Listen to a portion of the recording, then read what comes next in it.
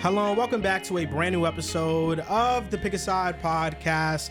My name is Moran and now I'm here with John Tortorelli, Andrew Velez, and Joe Dehls. This is episode 420. Now, Riv is not here today because he's taking ref courses. Damn, he's missing episode 420. Yeah, it's a special number. Special 420 guy. For sure. The guy loves 420. Didn't even hit me that it was episode 420. Doing refereeing classes, kind of lit. Should I have said officiating? Officiating sounds a little more proper. More official. But I'll tell you what, he texted us, hey guys, Gonna be out this week. 21st to 24th. Sorry, not around. It's like, all right, started the NBA season, no riv, I guess. But being an official, that'll be lit. I would call dive it a a little suspicious. That's what you're saying? I wouldn't call it suspicious. I'm more so saying terrible timing. I had him, I'm just like, yo, they ain't got no weekend. Like, you got no weekend courses? You know, just like, nah, it's the only time. I'm just like, hey, listen, being an official would be cool. That's all. Just 4 days that you come a ref. That's I mean, I got a you referee watch NBA certification. officiating, you're surprised? Shit, that'll be 2. I'm surprised it's 4 days. It only takes you 2 days to get a security guard license. Oh, really? Yeah. I never needed a license to be Yeah. a security guard. You just go and you take a tell weekend my- course. you know. It's like 2-4 hours long each day, and then you get it. That's lit. it. You get your fingerprints. That's it. That's Yeah, interesting. Being a security guard was fun. Yeah, it's easy. It's super calm. It's so light. You guys weren't security guards together. That was Riv and Joel. Rev and Joel were Yeah, security that makes guards on their sense. own. We're I at would that wear the- CNBC. Okay, In the that's city, before the which is pod or at the beginning of insane. the pod? No, that's in Inglewood Cliffs. Oh, is Yeah. it? Yeah, it's in a okay. suburb. City. It's in a very basically there's nothing around it. It's empty. There's just a building there. But the job was very easy. You know, you just let people in when they go in their cars and they just show their ID card and it just buzzes them in. It's easy. How are you doing, John? I'm doing good. It's been a busy last couple of weeks with midterms for school, but life's been good recently. You know, my Steelers are playing well. Like the NBA season starting today. There's not a whole lot I can complain about. I do want to mention one thing. Wait, your Steelers played this past weekend, right? They did. We'll talk about that. We'll get to that. They I won. thought they were on a bye. No, they were not. It felt like it. Yeah, it was easy. Second half, easy game. I did want to mention one thing. I think we were talking about this a couple of weeks ago and we lost the file, but a cool moment happened for me 2 weeks ago at school. I'm on my way to class, 8 a.m., kind of like halfway asleep, and then I hear someone call my name from behind me, and I'm just like, it's probably one of my boys. And I turn around, and it was actually one of our subscribers, David George, and he was telling me that he was a sub since 2020. I'm like, who's your favorite person in the pod? He was like, JC, I'm a Net fan. And I want to shout out David because his birthday was 2 weeks ago on the 9th. And it was a surreal moment because it's the first time that I've been approached by one of our loyal subscribers. And it was just a cool moment to see that at school, like the place I kind of least expected. I'm just thinking, oh, maybe it's one of my friends. But I want to shout out David because I thought that was a pretty sick Shout out moment. to David, man. Yeah. It's I love unfortunate that the file got messed up because you We wished did him a happy actually. I was gonna birthday. say we did shout him out we like did. 2 On his weeks ago. birthday. Did. On his birthday. And I was also shitting on Riv too because we played him that same exact weekend in the playoffs, and wasn't a great game for him, but it is what it is. You ended up making the all-league first team. Yeah, didn't that was you? cool. You're him? Maybe. Sixth I'm man gonna of the year too, right? Yeah, 6th man of the year. 6th man of the year and all NBA. Yeah, I was not on my Ginobili season. Like Okay. for me, like I don't think that's ever been done in the history of no, men's first league. time. Yeah, No. first time. So, Why were Ginobili you- never made an All-NBA? Why are you 6th man if you're all NBA? I That's what he volunteered wanted. to come off the bench our first game. I Me was guy, a not a late- me guy. Exactly. And maybe I that's was, why You I couldn't was a play with pickup. Brave, exactly. I was a free agent pickup the day before, and I was like, honestly, I'm like, I don't really care about starting. Let everyone else get the start. And then I came off the bench for the first 4 games. And then at a certain point, where was I going with this thought? Oh, so we're having another season now, and a lot of my friends are now joining the league, and I'm going to draft as many of them as I can. But Riv said, he was like, you have to draft me. He's like, who's your backcourt partner? And I was just like, I don't know. I guess I'll find out. He's like, how is it not me? He's like, what the fuck, John? I'm just like, what? You're not like a culture builder. And he was just like, he was like, but I'm a first round talent. I'm like, I don't give a shit. I'm like, I'm looking for culture builders and people that are going to play for the entire team, not just themselves. And he was like, that's bullshit. He was like, my first pick better be like me. And I'm just like, are you going to play hard without the ball in your hands? Are you? Because like in the playoffs, we're up by like 8 points with 3 minutes God. left. He's We're killing up him. we're up by 8 points with 3 minutes left in the game, and we're taking 3 throws. I shit you not, when I turn around and I look at the scores table, Riv is laying on the floor in the middle of the game during the 3 throws. Wow. And I go, it doesn't look like he wants to play right now. And in that moment, I knew we had him. They were going to come back because he looked fucking exhausted. Damn, and I was like, Riv. if I'm on my team, you can't be doing that fall on the floor type bullshit. You got to be a great fucking teammate all 40 minutes. So I'm gonna have a talk with him. Like, if you want me to take you in the first round, you might be a first round talent, but you have to be a first round leader. Just too many question marks with him. A at lot this of point. questions. There's a lot of character- red a lot of flags. character I'm questions looking to around win. that guy. That's You know, really those comes type down of to. talents usually fall to When I day brought two. the questions to the table, fans said, "Hey, Drew, you went too far." Da da da da. Wait, he was in the game and he In was the just game. laying down. He wasn't like on the bench shaking a little No, break. he was on the floor, like one of the 5 players in the game, down by 8 with 4 minutes left. 4 minutes, a lot of time to score 9 points. I wish Drew was here so he could defend himself because I'd love to know what he has to say. I wish the Next allegations podcast. weren't true. I wish they They're weren't true. on film. They're very accurate. On film. Oh my god. You can literally see me saying, you "Damn." need to post that, man. I need to see that film. I'll send it to you. The tables have turned because at first it was you trying out to be on his team. And now, bro, won't. Oh my god. I mean, I never needed a tryout. To me, it never was a tryout. Now, today's episode is going to be a mixture of NBA and NFL. Before we get into it, prize picks for NBA opening night. We have Anthony Edwards, which is a free square. He just needs 1 point and you win. And we also are banking this play on Karl Anthony Towns performing in his first game as New York Knicks in the regular season. 20.5 points. Just needs more than that. easy just money, needs cash 21 money. points. Yes, that's all he needs. So if you guys want to play prize picks with us, use code PAS. Link is in the description. Play $5, get $50. We have some NBA extensions to get into. Yep. We're not going to talk about the ones that already happened, months ago, like Scotty Barnes and Franz Wagner and Cade Cunningham. We're going to talk about the ones that happened at the deadline. Yep. 2021 NBA rookie extensions, grading all of them. Alperen Şengün, 5 years, $185 million. Rockets This was a stole steal. from him. They stole from him badly. Gave it an A+. Şengün's an amazing player. Understand that he hasn't really scratched the surface of what he can be. Houston definitely maximized an opportunity, and I feel like you said this, that he's trying to bet on himself. I don't know if that's what it was. Maybe that he was injured on a losing team. He had really great counting numbers. Obviously, we know that he can leave a strong impact on the offensive side, but his play hasn't correlated directly to winning. Not his fault because his team obviously isn't that great. But this is a really good contract for a really good player, and this contract's going to age very nicely. I give it an A+ for sure. Absolutely, $37 million for a player who I think will be top 25 by the end of this year. So for Top Houston, 25, I think it's possible. we say things like that. Like I have it in my 25 is notes. high. It's very high. I've also heard you ask before, like, is DeJounte like top 30? Like, can Alperen Şengün Is he? enter? No. Have I said No. to top Alperen 30? Şengün's an exceptional talent. Alperen He's great. He's a great Şengün player. can easily enter the category of Zion Williamson and take Jaylen Brown like a slight step below Jaylen Brown. Jaylen Brown top 20. Paulo I think he can Banchero enter or that top Şengün? 25 or top 30. Paulo Banchero, Şengün. Saying We he talked could be- about this. a Jaylen month Brown's ago, crazy. too. Zion, Yeah, I mean, I don't know. Zion, I don't, with injuries and everything, okay. Well, that's Şengün, Jaylen Brown's number 1. Kind of looking at that perspective. I would take Paulo personally. Like Okay. Paulo, like to me, top 25 as well.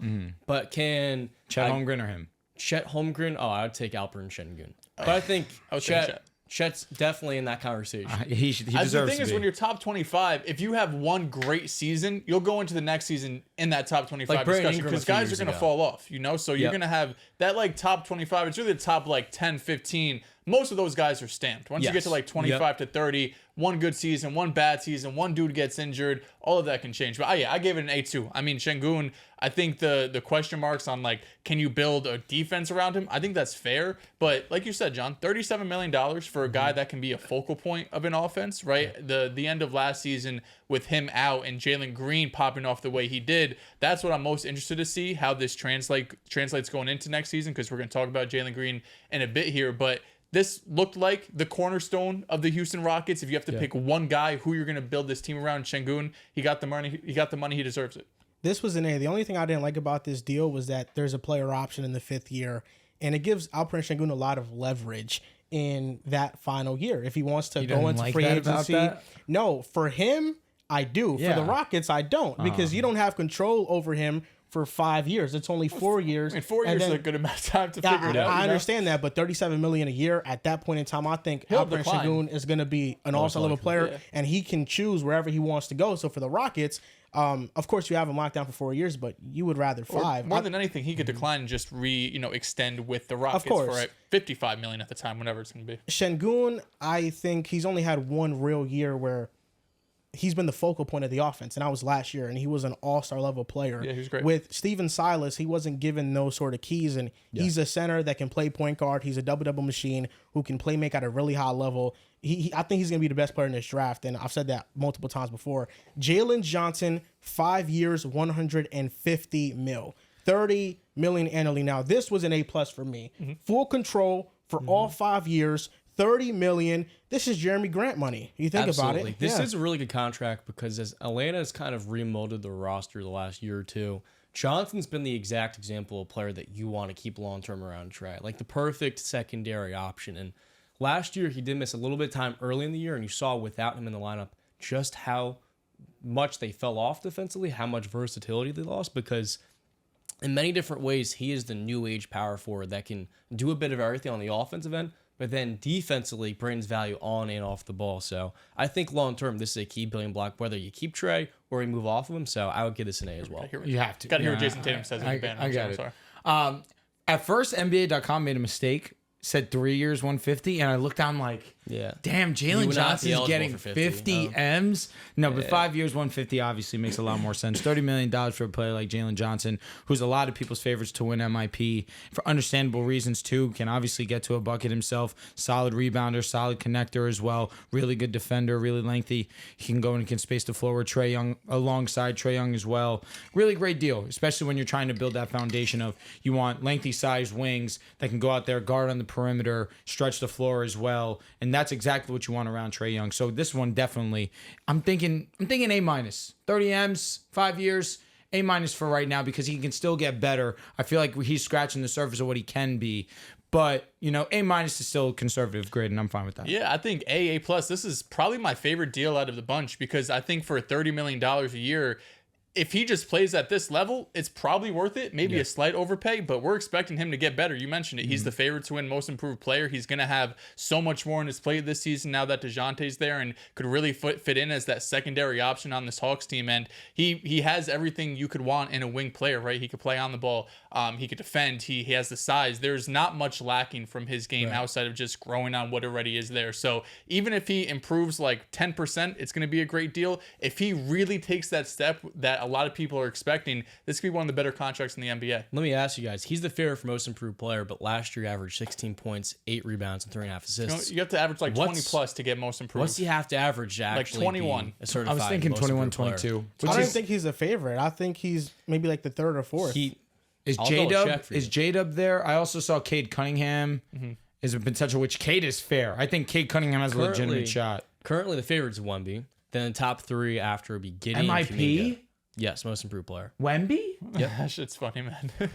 And then what's he gonna do? Average 30? And then Jalen Johnson is 4 on that list. Wait, so it's Wemby who? I'm sorry, you skipped the Wemby, Giddey, Kuminga, Jalen Johnson. I have heard people give Giddey some MIP love.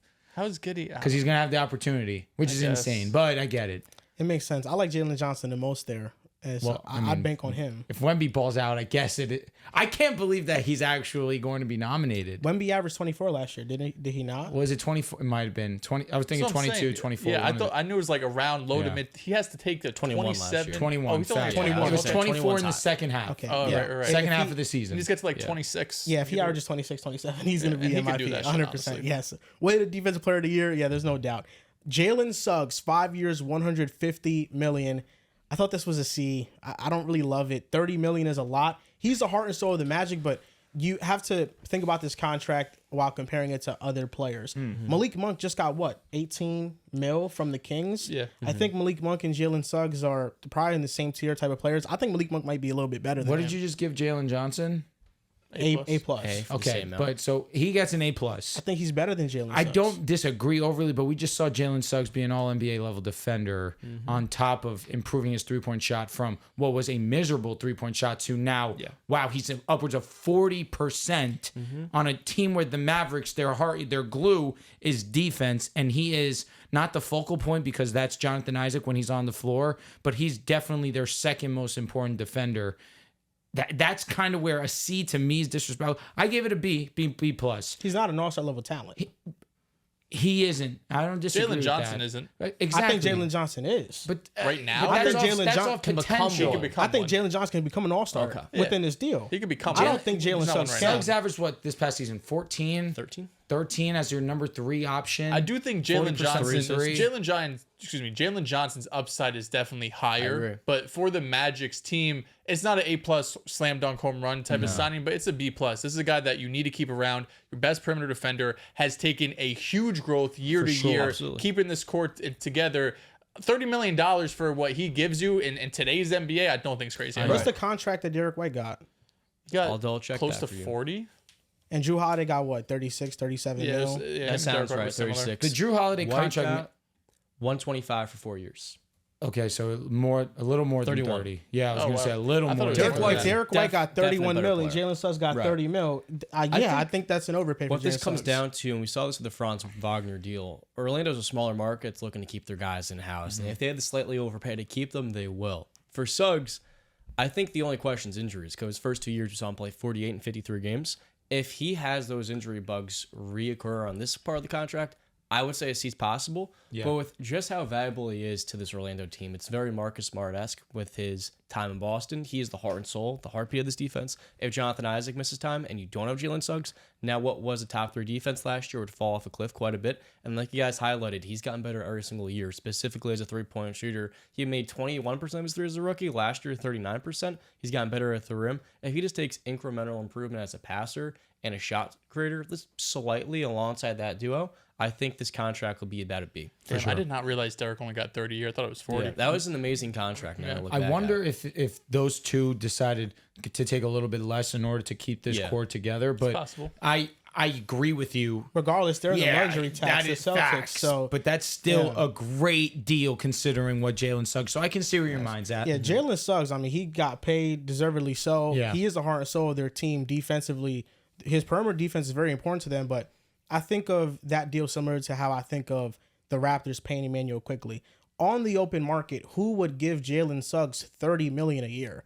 I don't think there's that many teams that would do it. Good amount of teams would. Yeah, I think What teams would? The Lakers A lot right of now the most bottom feeders in definitely the would NBA give them cap 30 Well, million. I He mean, would- lot of if you rebuilding teams say do. what teams have cap space, it's a whole different discussion because not a lot of teams are I going to think the Hornets would have gave him 30 M's. I think the Lakers, if they had the money, would I'll have say given him 30 every team in the M's. NBA would have gave him 25. Anthony Simons is what, like 4 years, 25 100 mil? He Yeah, makes 25 25. annual. But we've come together and said that contract's a joke. That's a We know that contract was a steal. Yeah, and I think But he he's only better makes than 5 Suggs. M's more, but years removed say, from yeah, he that signed deal. that contract multiple years Simon ago. signed that deal about 2 years ago. 2-3 years ago at this point, yeah. Yeah, the role players are going to play like all-stars now. It's just a TV bump It's, right now. it's just the percentage of the cap space you're making. A quick aside, you mentioned Marcus Smart. I heard the story that he was telling. I don't know if you know the story already. He was saying how one of his brothers ended up getting killed or died. I saw the clip. Yo, that shit moved me crazy. Goes into the bed, he's crying, goes and he's touching his feet, he's cold. He says, gives him a hug and a kiss, I got us.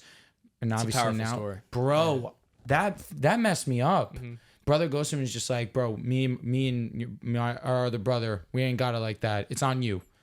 Imagine being the youngest brother and having all that on you. That's kind of nuts. This next signing, Trey Murphy, 4 years, $112 million, $28 million annually. I like this. I don't know how much I like it. I gave it the same grade as the Jalen Suggs one. A C. Yeah, and Wow. the reason why is because what's the plan? He's a bench player making $28 million a year. Well, I But think he's the a plan high-level bench The plan player. is don't lose Trey Murphy. We'll Yes. figure out down the road what we do with this team, but you're not going to let Trey Murphy walk for Herb nothing. Jones is going to And- start. But with that But contract, go ahead. I think we're going the same Yes. place. You can move that Correct. contract down the line. Correct. It's easier to match salary. As I understand, but $28 million a year. I don't know if Trey Murphy's the contract they're moving at the small forward spot. I think it's Brandon Ingram. And them giving them don't this disagree. contract is One of them's to gonna move. open up the opportunity for Trey Murphy to start. Because when you have Zion, what you need around him is that high volume, high efficiency 3-point shooting. And Trey Murphy is that. He missed a starter last year, but we've seen slight growth. And his skill set's so valuable in the modern NBA and specifically around who they want to be their franchise player that you have to prioritize that. And $28 million is not an overpay for that skill, so that's Cam Johnson money. And I think he is You're right. a slightly better version of Cam Johnson moving forward, and right now probably the same Why is he caliber better than player. Cam Johnson? I think moving forward, he's slightly going to grow into I think a he's better than Cam I Johnson. don't think so. He hasn't produced He's more a than better Cam shooter. Johnson. He's a better shooter than Cam Trey Johnson. Murphy is a better shooter than Cam Johnson. caliber. Cam Johnson fell They're off the last same season. caliber of player. Same So Same did Trey tier Murphy. shooters. What did Trey Murphy shoot? He 38% did Johnson on get 8 paid? attempts. Can you Cam respect Johnson got him? paid a year ago. Who? 38 on 8 ago? attempts? 38% from 3. That's what he shot last Yeah. year. Yep. Cam Johnson was what, at 36, 37%? I think Cam got 4 years, $95 million last year, and Trey got what, 4 years, 112. Trey's a 12. better defender than Cam Johnson. But Trey Murphy's defense is not moving the needle. okay, so Cam's making about like $4 million less a year. I think but Trey Murphy's an he's average also older defender. than he was. Of course, yeah. Yeah. Cam's older and he's kind of reached his ceiling. Trey Murphy to me has a little bit more upside off the dribble to where he can still become a better player. And I don't think he's reached his ceiling at this I age. gave it a B He's minus. 24. It's a lot of money for a guy that definitely give it- does come off the And he's bench. coming off the bench I now. would give it a B minus. But a year if they from now, don't, it could if change they as well. don't trade Brandon Ingram, I'm giving this a C. Cook. That's a very fair point. I don't think they're going to trade Brandon Ingram. I think they're just going to let it play out. Because who's going to want to trade They for need Brandon a Ingram? center. They need it so bad. They can't do. run this whole season without one. I don't disagree, but I feel like they should have made that move already. Why are we going into Daniel the Test season? guy? I think they're. The year of our Lord 2024. I don't know. This is like I like the Suggs deal more than this. I'd give this like a C plus. I agree. Suggs is actually more meaningful to his team. Right. And it's not a knock on Trey Murphy. It's just the Pelicans don't have clear roles for their players. Their team is just an amalgamation of talent, like you're playing 2K when you're 12 years old, but you don't Yeah. actually have any mindset of It's like how many 80 overall players can I get? That's kind of what You they're got doing. 6. In theory, we should be the best team in the He's a league. little higher than Okay, let me ask you something 80s. because I want to talk about this next deal. I'm kind of moving forward here. We're going to talk about Jalen Green in a bit. I'm but I waiting. think this player is more relevant to this conversation. Corey Kispert got paid 4 years, $54 million with a team option in that 4th year. That's $13.5 million. I think I'd rather pay Corey Kispert that money than Trey Murphy what he got. Is that crazy? Is that insane? I thought this deal was an A+. That's not insane to say. I mean, it's the great value deal It out is of a all good of these. value Everyone's getting paid $30 million, and you got Kispert who's going to give you good production for $13-14 million. It's just what team's going to trade for him at the deadline or next season. But it's a good contract. I don't disagree. Kispert's an underrated player. Like, this is a very good deal for someone that is one of the best shooters in the league, one of the most efficient players. Last year only made 38%, but 2 years ago 42. He's kind of like a new age Joe Harris to me, like today's version of him. So that was a great deal for Washington. On the trade market, I think a lot of teams would maybe give a late first round pick for a guy like that. So I think that's real. I would give that an A as well. I think It's really good rare value. to see. You usually see dudes getting paid $30 million or dudes getting minimums. The fact that you see a $13 million contract really- is extremely rare. The middle class in the NBA is dying for contracts. And that's why we're seeing guys like him take deals well below the market value. 'Cause there's just not that salary to really go around. I guess they just look at Trey Murphy and they say, you have potential. Corey Kispert, we don't think you have all that much potential. Kispert's only like 1 year older, too. I do think Trey Murphy's defense weighed heavily into him getting that much money on top of being a sniper. He's a better defender, but he's not that caliber of a I better understand, defender. but 27 M's, it's not we're saying you're OG Anunoby level defense. I think Herb Recognizing Jones your- is going to get more money than Trey Murphy's going to get, but you are an elite shooter in the grand scheme of things, who are 8 attempts, 38% on the altogether. volume. Elite And you're a pretty good defender, 3 and D, fits our scheme defender. perfectly. 27 M's, I'm not thinking about it. Kispert, though, really good deal. I give it a B+. What did you give it? Oh, Dehls? yeah, it's like a B. You know, it's a solid deal. It's Corey Kispert at the end of the day. You know, Washington's trying to do something with this team. Corey Kispert's a valuable player that you could probably flip for, like John mentioned, a late first round pick. So, yeah, B+. If he I'm goes getting to the that, Knicks, once he goes to the Knicks, we're going to see how good Corey Kispert How much really help is. do you need, man? All of it. Bring it all. Jalen Green, Here we 3 go. years, $106 million. He has a player option on that 3rd year. $35.3 million. Yeah. That's the grade. It's an absolute fucking home run For Jalen Green? for Jalen Green. What about for the We Rockets? got paid for one. Yeah, for Jalen Green. Jalen Green definitely hit a lick here. I say that where he's apparently the first player to work out a 2+1 on their rookie contract. That's also interesting to think about too. He bet because on himself, He's pretty much. betting on himself 1,000%. And I think that's fair because we haven't seen Jalen Green take that leap that we were anticipating, or especially out of the draft, understanding all the talent that he had. He never really put it together until the month of March, when he averaged 28 insane splits, 50-40. He was amazing, facilitating. He was doing, not crazy, but enough. But what he was doing great was shooting the basketball and scoring the basketball in an insanely efficient clip. The issue was, every other month outside of March, he was mid, painfully. If he could just keep that average and sustain, not average, like just be a quarter of that player for the entire season, I think that he would be a very quality level player. And this 2+1 in that third year, most likely, if he continues to improve, he opts out and he gets himself a real deal. But for the Rockets, this makes sense. You're taking a gamble, not really a minimal gamble, on a player that has a pretty strong upside of what you saw that he can do. To me, for the Rockets and Jalen Green, I would give this deal an A- an A. This is the +1's player option. Player option. Okay. Yeah, I mean, I think it's nice to be able to get $100 million and still bet on yourself, because he's set for life now, but could still get a $200 million contract in a couple of years.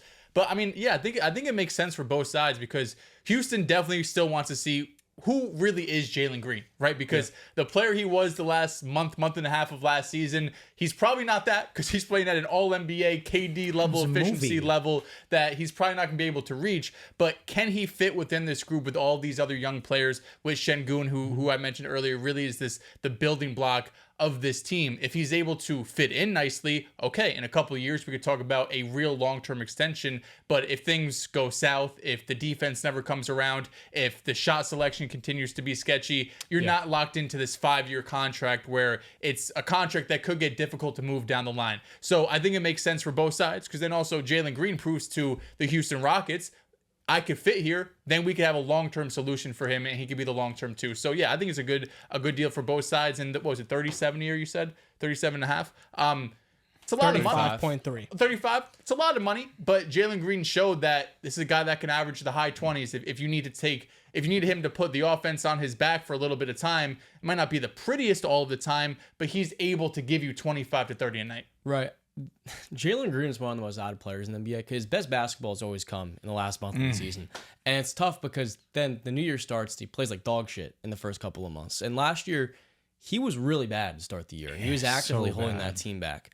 And then at the end of the year, he showed that I am still someone you have to think about long term, to where, what are you going to do, not pay Jalen Green? But I think $35 million based off of how inconsistent he's been so far in his career is definitely an overpay. Now, can he be a more consistent shooter?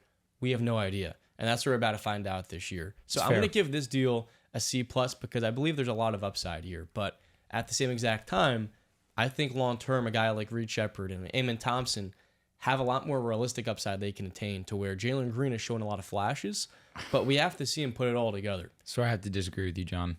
They have the upside of averaging 28 on 50% from the field, 40% is definitely going to be a better offensive player than those guys. I understand. He's going to be a better scorer. I agree. We've never seen a player get 35 M's off 1 month. Scoring's not just points 1 per month. game.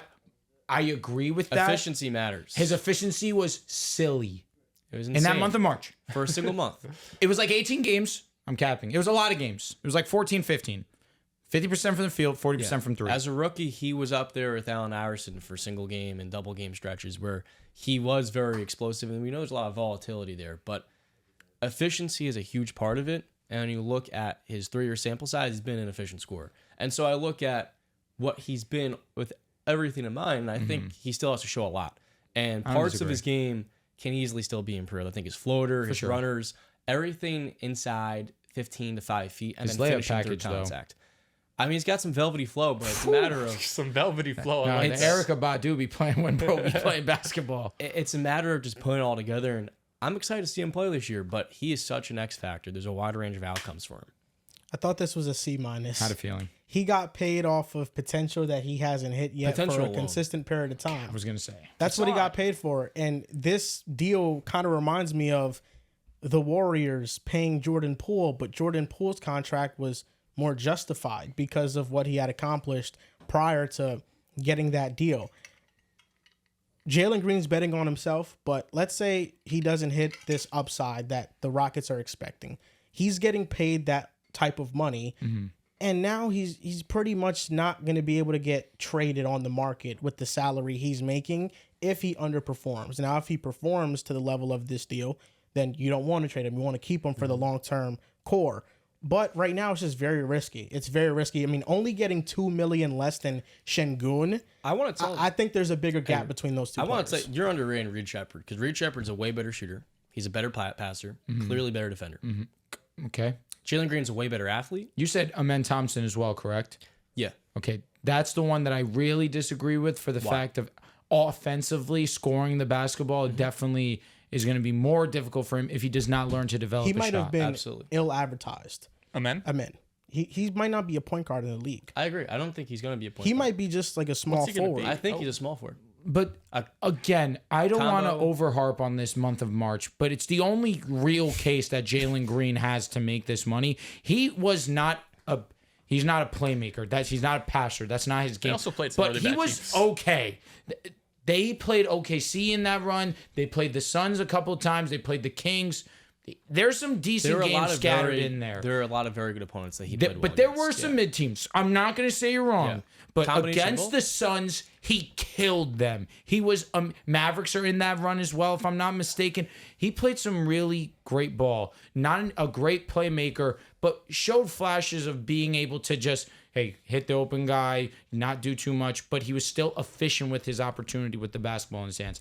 I don't disagree with you on the Reed Shepard. I think he has strong upside. And I want to highlight, with Heyman coming off the bench, they were better with Heyman on the floor last year, too. And I don't think Heyman's going to be a point guard The next level. athleticism helps, yeah. But with what he brings, all of those other factors Agreed. beyond scoring, it's where I think long-term there's a lot of building blocks in Houston, but just we don't know if Jalen Green's really going to be one. I think my biggest question is, does Jalen Green fit with what the Rockets want to build? Because if you look at all of the other parts they have, they all feel like guys that Ime Udoka Complement wants to one have. another. Exactly, that complements each other, defensive-minded as well, maybe outside of Şengün. Jalen Green's the one player on that team that kind of sticks out that, like, he doesn't really fit what everyone else is about, but the upside is there, and he could give you 30, so you're going to pay for that. He needs to build chemistry with Şengün in that two-man game. His 100%. best basketball He just needs game- to make his shots Thank off you, those yes. actions. That's all he needs to Because his do. best basketball came with Şengün not on the floor. Yeah. So He got the same looks though. exactly, He did the same he exact just looks. wasn't making them, and then he started to. Yeah. Moses Moody, 3 years, 39 million, 13 million annually. I give this a B. It's the same money as Corey Kispert, but solid deal. I don't think he's as good as Corey Kispert, although he could get there. I think there's still potential for Moses Moody, but this was a good deal. He also needs opportunity. I was going to say, is Steve Kerr going to play him this year? Yeah. I mean, you get 30-some mil. I'm assuming you will play. That being said, I agree with you, Joel. I think perfectly said B. Decent shooter, decent defender. Just needs opportunity to show that he can play ball. And I think in this situation, maybe we start to see him play a little bit more. He's stuck on a deep team, and it's always been deep with guys at his position. Where last year you had a couple of different players like Klay Thompson, and then this year you bring D'Anthony Melton and Buddy Hield. He just needs an opportunity to become an established role player. But I think once he gets that, 13 million is going to be pretty damn good value for a good, I think, third or fourth win off your bench. And the last extension was Jaden Hardy, 3 years, 18 mil. 6 M's, guy that can get a bucket. What is this, a minimum contract in today's NBA? 6 M's. Basically. Give it a B minus. Basically, your B taxpayer minus. level. I mean, Jaden Hardy's a decent ball player, and I'm sure Mavs fans are He's happy made to his bring last him three, by back the way. for. He's back. He's made his first 3. Yeah. First shot. First shot. Okay, I'm listening. pull up the game. B minus, because it's a deep team, and I'm not sure where he is at right now in terms of the depth chart and how much minutes he's going to actually get. Could be a salary matcher down the line. Maybe he gets some burn. It's just tough to see. Is he ever going to get like consistent play time game to game? Yeah, this just basically banking on if he can be at least a rotational NBA player. And if he ever becomes that, I mean, this is When a the good Mavericks deal. were getting blown out, he gave some strong minutes. He did. Absolutely. When they were getting blown out, he was getting his buckets. He's a really talented scorer. It's a matter of, and this was something Jared Dudley was talking about in their summer league games, becoming a better passer. Because for the Mavericks, he's going to be their third guard, and we know he can be a spark plug scorer, but can you kind of fit alongside Kyrie and Luke as a creator on the second side of a play? And I think that's going to be what allows him to become like a real rotation player. But I think $6 million for him and what he can bring is pretty good value. Anybody that plays 2K, my league, knows that Jaden Hardy, per 36 numbers, is always averaging like 26 a game. He's a 6-man a year candidate in my league, and every year he really turns into a star He in 2K. was number 1 ranked prospect in his class. It was actually my graduating class before he went to You played him? the G League. No, I mean, he played Nevada, but You're in the same class as him. Didn't know if John. you had same some high chips. school class. Yeah. What, you ranked, bro? No, I was not. It is weird though. I'm getting were to slept on. I'm getting to an age now where a lot of these guys are playing against are going to the NBA or they're in the NBA. Like Dylan Harper. Like it's so weird watching him play now because like You were amongst some elite company. a little bit. And I was the one defending them. I was a few years older, so I was kind of the. You getting your ass busted? No, Dylan Harper didn't score on me. He was also in the 7th grade. Fuck. He was in the 7th grade. I was in high You school. were a senior? No, I was a sophomore. I'm crying. I was like 2.5, 3 years older. But you know, we play against a couple of kids that are around the league. We're going to. Now, to move on from the NBA portion of the podcast, NFL portion of the podcast starts with one pressing hard, cold topic. The Jets dropped to 2-5. The Steelers beat them. Hate to see it. I saw the Buccaneers last night. Let's go out. Regardless of how you feel, Yo, lock it. Lock the better fuck really in. focus on this I game. don't want to hear shit about this Celtics game right now. regardless of how you feel about Todd Bowles and what he should have done with Chris Godwin at the end of the game there, they didn't quit. They kept playing until the final seconds. The Jets allowing that garbage time Najee Harris touchdown was embarrassing. That's what grinds your gears the most. In all my years watching this team under Robert Saleh, I can honestly say the team never once quit on Robert Saleh. The team quit. There's no leadership there. And there's things I want to touch on more on, but I'll let you guys talk. Your team won, John. How do you feel? I feel amazing. 5-2. It was a controversial start to the game because Russell Wilson comes in and starts 2 of 8 immediately. And he's trying to make plays in the first quarter where his body was not allowing him to try It was sad. It was ugly. And Yeah. he was getting booed by the second quarter. So as a fan, I'm watching us down by a full score. I think the score at one point was 15-6. 15-6. Before it was 15-6, we were down by a touchdown roughly.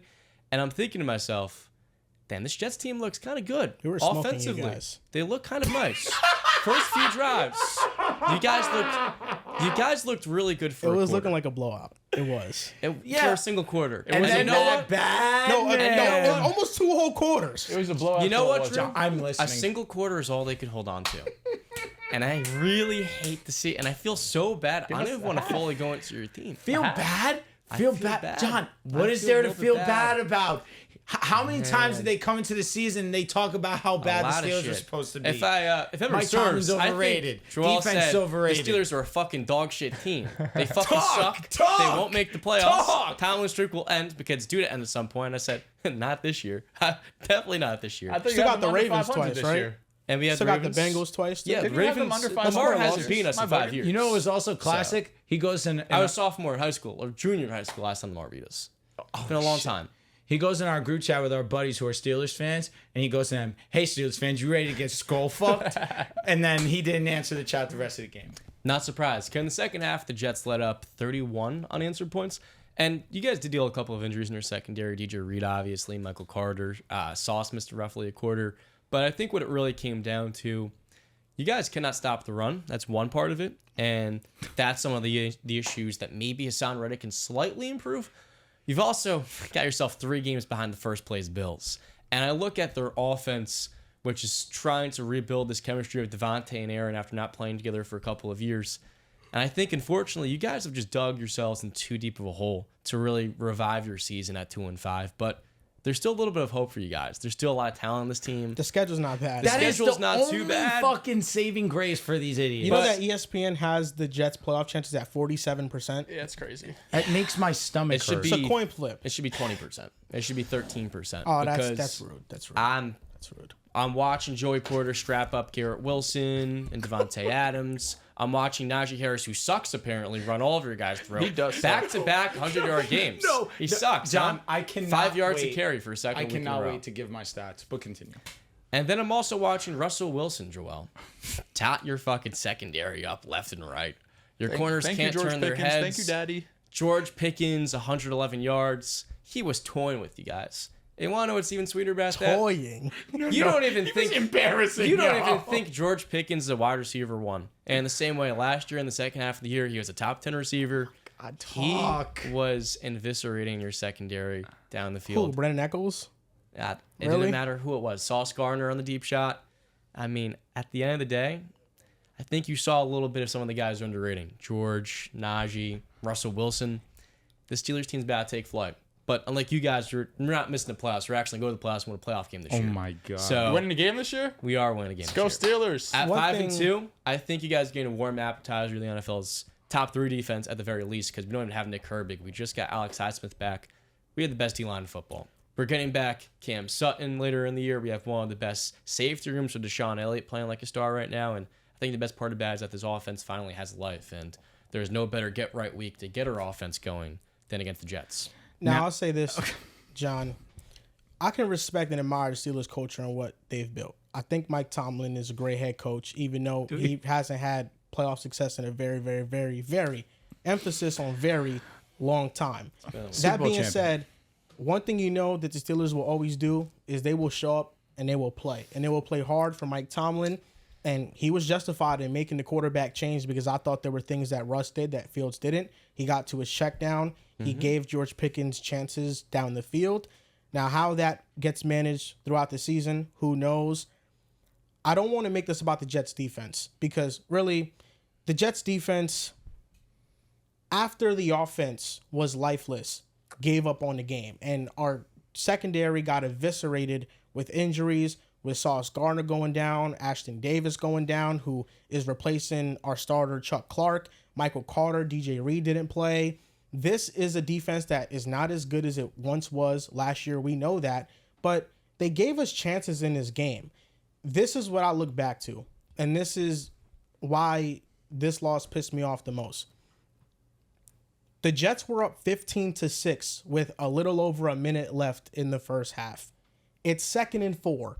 Aaron Rodgers throws an interception targeting the middle of the field when there's multiple Steelers bodies. Great play by the Steelers rookie corner, but that was a throw in that situation with the Jets getting the ball back to start the second half that you just don't make because you give the Steelers great field position to score.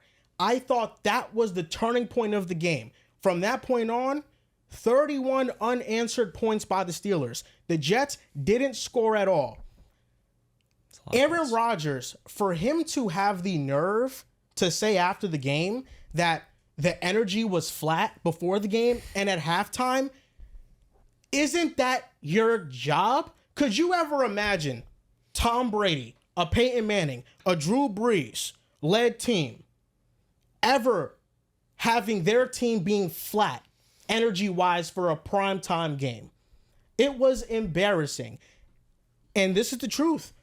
The Jets made a mistake going after Aaron Rodgers. His last season with the Packers, he was underwhelming, even though he got excuses. And now with the Jets, we're seeing that he's underwhelming. 7 interceptions in 7 games. This is going to go down as the biggest failure from a Hall of Fame quarterback leaving his former team to a new team. You look at Tom Brady. Tom Brady left the Patriots in 2020. The Buccaneers won the Super Bowl. That was the Buccaneers' first time making the playoffs since 2007. Peyton Manning leaves the Colts, goes to the Broncos, wins the Super Bowl, but multiple playoff appearances. He committed 5 years, and he ended a 5-year playoff drought the first year he got to Denver. We were in the playoffs the year before that. With Tebow. Mm-hmm. Correct. Mm-hmm. Brett Favre led the Vikings to the NFC Championship game. It ended poorly, but he brought them to a great record, one of the best teams in the league. Kurt Warner left the Rams, went to the Giants, went to Arizona, and led them to a Super Bowl appearance. Joe Montana went to the Chiefs, back-to-back playoff appearances. And Aaron Rodgers has had everything given to him. He handpicked the OC. Our head coach got fired, and you can try to sell me on him not having any influence on that. I'm not buying it because it looked like him and Saleh visibly were not seeing eye to eye, and it was apparent to all of us. And now he's regressed this year. His lowest completion percentage since 2015. 2-5 record is the worst start of his career. His interception percentage is the highest of his career. He's not taking care of the ball. He's letting the offense down. And half of the Jets' losses you can attribute to Aaron Rodgers. Interceptions late in those games or not moving the offense. Versus the Broncos, we lose 10-9. He's not able to move the offense down the field. Hall of Fame quarterback. Versus the Steelers, we're up 15-6 before the second half. He turns the ball over, and that swings the momentum of things. His first year with the Jets, we got him everything he asked for. Alan Lazard, Tim Boyle, Nathaniel Hackett, his backup offensive lineman with the Packers, everything to make him feel comfortable. And I understand the Jets are a dysfunctional organization. You look at people that have left, Sam Darnold having success, Geno Smith having success, Todd Bowles, the culture he set in Tampa Bay, you can't ignore what the culture that he's setting right there. And I just don't know where the Jets go from here because it doesn't matter if we tank and draft a quarterback, we can never develop them. It doesn't matter if we sign a bridge quarterback like Ryan Fitzpatrick, who had a magical season for us in 2015. The next year, he falls off. It doesn't even matter if we sign a Hall of Fame quarterback. That doesn't work either. It doesn't matter what the Jets do. Nothing ever seems to work out, regardless of the avenue that we take. Even if we think it's the safest option possible, which this Aaron Rodgers move was supposed to be, it doesn't work that way. It never happens that way. The Steelers loss, losing in that fashion, 37-15 was the final score. It was one of the most embarrassing Jets losses of my life. I've seen the Mark Sanchez Thanksgiving butt fumble. It ruined Thanksgiving for me. I didn't eat after that. 2015, Ryan Fitzpatrick throwing 3 interceptions, and we missed a chance at the playoffs against our former head coach, Rex Ryan. That was embarrassing. Sam Darnold, I'm seeing ghost game. That was embarrassing. Zach Wilson going to the media and saying he didn't let the defense down versus the Patriots. That was embarrassing. This one is right up there with all those moments. And it could take the top spot because there were expectations. We're 2-5. And Aaron Rodgers, even if he's not the only problem, he has been a problem for the Jets. And he's not playing to the level that we thought he played to. And he's not taking accountability for anything. He can talk all he wants about how he needs to play better. It's always followed up with 3 or 4 more statements about everything else that's wrong with the team. It was a mistake. It was a mistake getting Aaron Rodgers. And I don't know where the Jets go from here. Maybe they go on a magical win streak. But if the Jets lose 1 or 2 more games in the next couple of weeks, hopefully they do, because then it's before the trade deadline and we can make some moves to maybe trade some of these guys off to get some picks. Because at this point, we're in such a deep hole that we're either it's going to be apparent very early on that we're going to be a team that's going to draft high in the top 15, or we're going to make a late run and narrowly miss the playoffs at an 8-9 or 9-8 record, because the Broncos have a tiebreaker over us. The Steelers now have a tiebreaker over us. We've put ourselves in such a bad position. And this Aaron Rodgers move, we haven't gotten the Aaron Rodgers that we were expecting. And I see Aaron Rodgers miss multiple throws every game, multiple bad reads every game. This is not the same guy. Joel, please. Joel, please go ahead. I'm more than interested to hear what you have to say. Here we go. It's funny looking back in the offseason when we're talking about the Jets, and I really think both sides were right.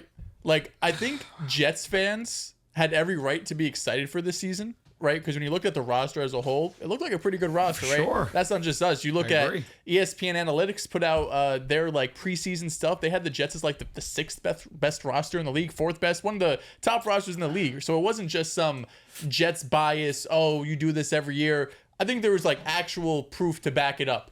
And then on the other hand, everyone who doubted the Jets, for whatever reason it might be, Aaron Rodgers coming off the Achilles, the Jets just being the Jets, Robert Saleh, I think both parties were right. I really do think that you had every right to believe in the Jets and you had every right to doubt the Jets. And of course, we know what point is correct right now.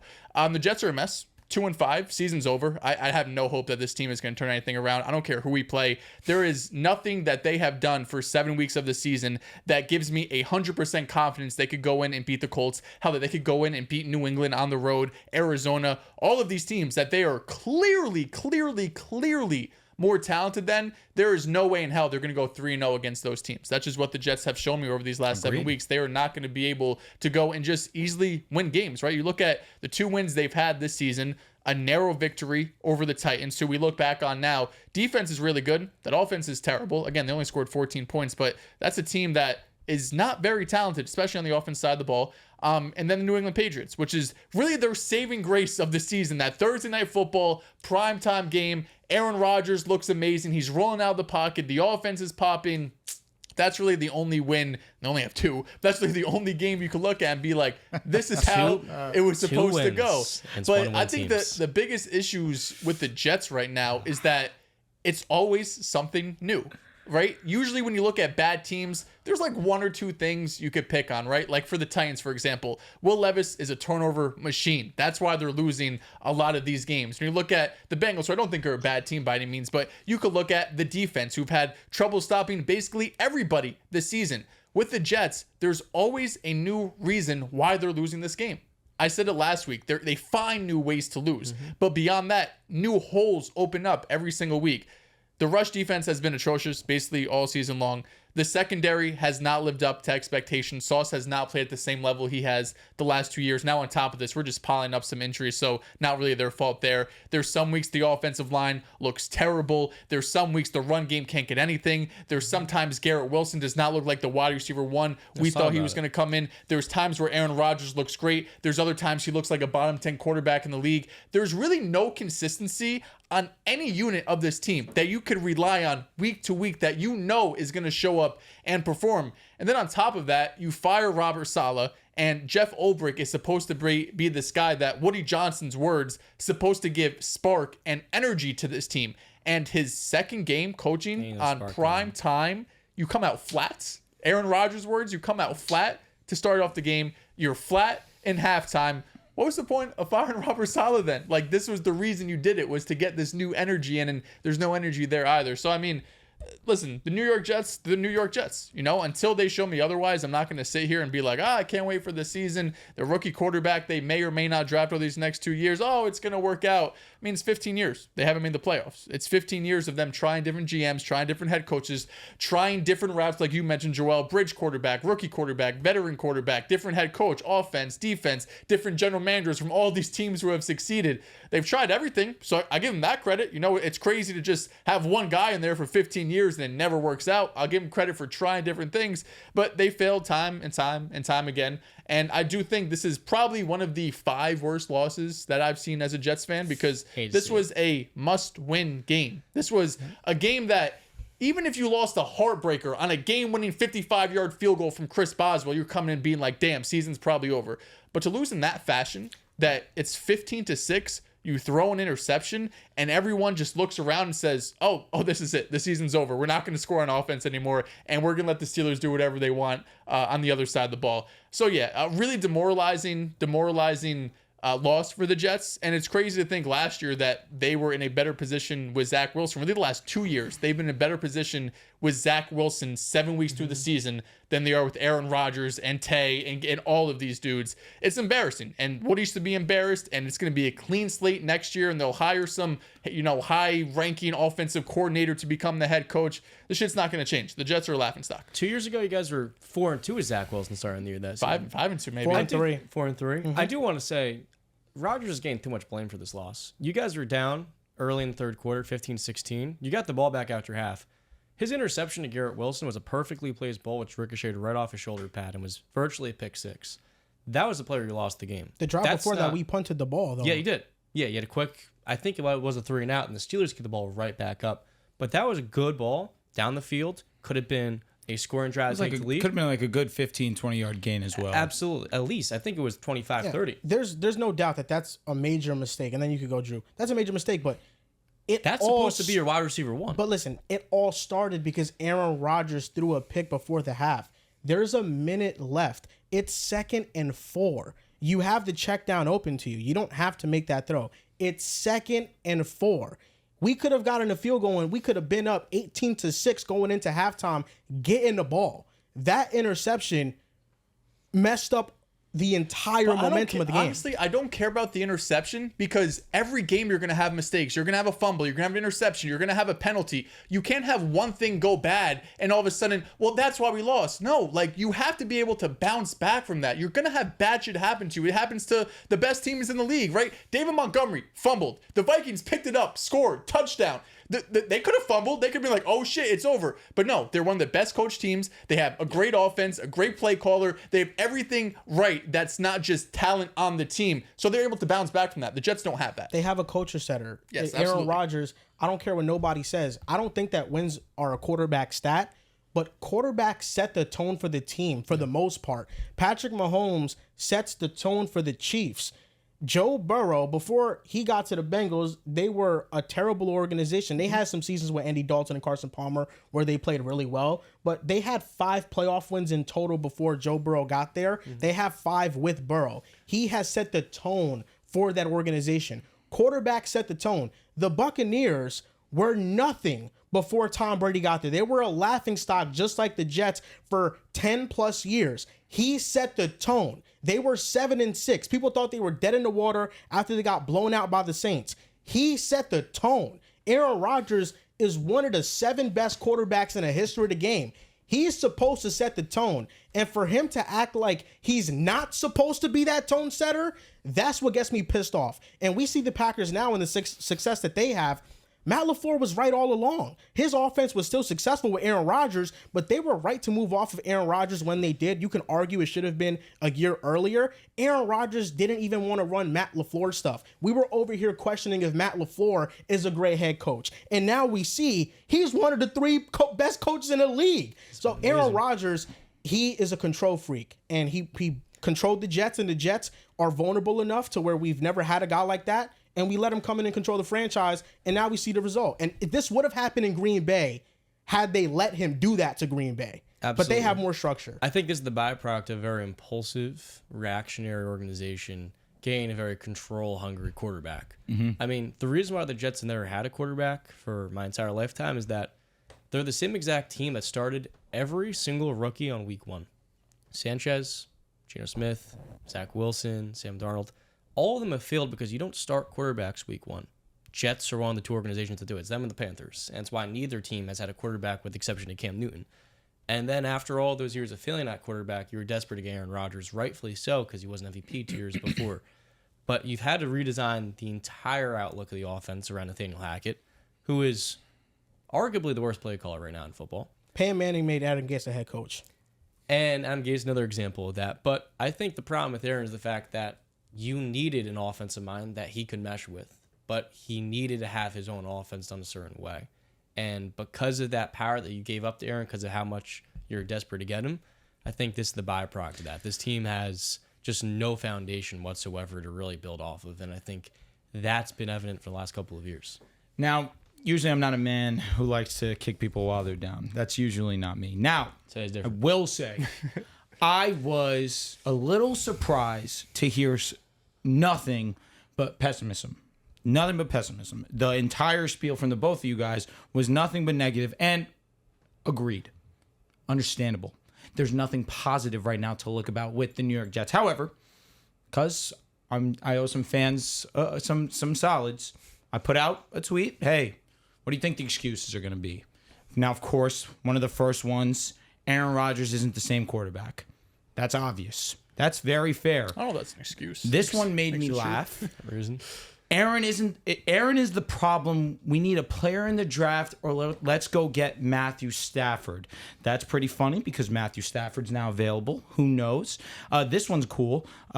This time it will be about the history of the Jets front office and how they make bad decisions and reasons why they haven't been to the playoffs for years. Talk about leadership. This was a good one. The defense lost its leader in Robert Saleh. You expect everything to be sunshine and rainbows when the commander goes down. Now, again, I was expecting a little bit more some optimism. Oh, Devontae Adams first week in the building. Some growing pains. Some great defense in the Pittsburgh Steelers. I was expecting something along those lines, but you guys went the pessimistic route, and it was the right decision. Because prior to this week, the Pittsburgh Steelers were 23rd in rush EPA per play. You go up against the New York Jets, they go from 23rd to 17. They jump 6 spots. Najee Harris is still averaging 4.1 yards a carry. He's still not a great running back, but he can go out there and go and average over 5 yards a carry against the New York Jets. The New York Jets defense these last couple of weeks without Robert Saleh has also been abysmal. Shout out to Ron Stewart. We linked up at the BDG event, actually a superstar when it comes to trivia. He put it perfectly here for us. Weeks 1 through 5 with Robert Saleh. You guys were 6th in EPA per play, 6th in success rate. This last 2 weeks, you guys are 29th in EPA per play, 26th in success rate. It's been terrible. The defense has been horrible. And to allow Russell Wilson, I think that's what was so funny to me more than anything, is that 2 of your worst losses on the season have been to Bo Nix and to Russell Wilson. To allow a Russell Wilson-led offense to go out there and put up 37 points on primetime television, and you guys had no answer for them. That killed me. I was watching and I was laughing because it was all I could do. It was just sometimes a story writes itself. Russell Wilson, who had been one of the worst quarterbacks in football the last 2 years, in his first game, you mentioned it, started 2 for 8. The crowd is booing because Justin Fields led them to a 4-2 record. Why isn't he playing? And then suddenly you see the offense just go and they just cannot stop scoring. You mentioned Aaron Rodgers. The last 3 games you've played, the last 2 I mentioned, I don't like the decisions. Why are we going back shoulder fade or back shoulder throw to Mike Williams? Why are we not leading Mike Williams to the sideline? Here we go now on prime time. What is this decision? What is that terrible throw right before the half? And I'm with you. Mistakes happen. Defense sometimes has to bail you out. This defense was supposed to bail you out. Got injured a ton this game, but there was no explosiveness, no heart. You guys played with zero desire to win this game in that second half. And after that INT, like you mentioned, Russ goes and leads that touchdown drive where that nice fade to George Pickens. And after that, George Pickens and him just went on a field day. And George Pickens had himself an unbelievable ball game. 24 for lunch. He went nuts. But why it is so funny to me is that your 2 worst losses are against Bo Nix and Russell Wilson. Listen, I really, it's tough times being a Jets fan. I get it. The schedule's unbelievably light. I think Rex Ryan said it perfectly himself. What excuses is there for the New York Jets? You have the easiest schedule in the National Football League, and you're 2-5. Some shit's got to change. And honestly, I'm with you guys, pointing the finger at Aaron Rodgers. John, this is the one thing you said I disagree with wholeheartedly. Aaron Rodgers deserves a ton of blame because the franchise was put on his shoulders and he's underperformed drastically and he's handling his business horrendously. Poorly. Horrendously. He can pick Not us. surprised about that. On the field, I think you can't solely blame Rodgers. I'm surprised he's playing this bad on the field. I'm not surprised this was handling it. I agree because this is kind of how he's been. He's just been a superstar. Yep, so you kind of sweep it under the rug. But this season has highlighted he's not that same guy. He's not the guy you thought you were getting. I mean, and yes, he's coming off a torn Achilles. And yes, I agree with you that Garrett Wilson dropped a gimme pass, especially when you're supposed to be a top 10 elite wide receiver. Possibly one day. This year. Don't get me started. Don't get me started. Low key. You have all this talent. You have all these guys. You go and you need you need Devontae Adams. That's supposed to go ahead and save your season. And the result is 15 points and allowing one of the worst offenses in football to go for 37 on your head on prime time. There's nothing to say except it's fucking over. I think it's better that it's happening now because the Jets in 2008, they started out the season 8-3 with Brett Favre. And then they missed the playoffs. I don't know how I'd react if the same thing happened with this team. So you're telling me that 2008 they had a kind of not really washed up quarterback. They missed the playoffs, and the next year they got Rex Ryan and Mark Sanchez made back-to-back AFC championship Yeah, games. they did. You were telling me. That's what I'm telling you.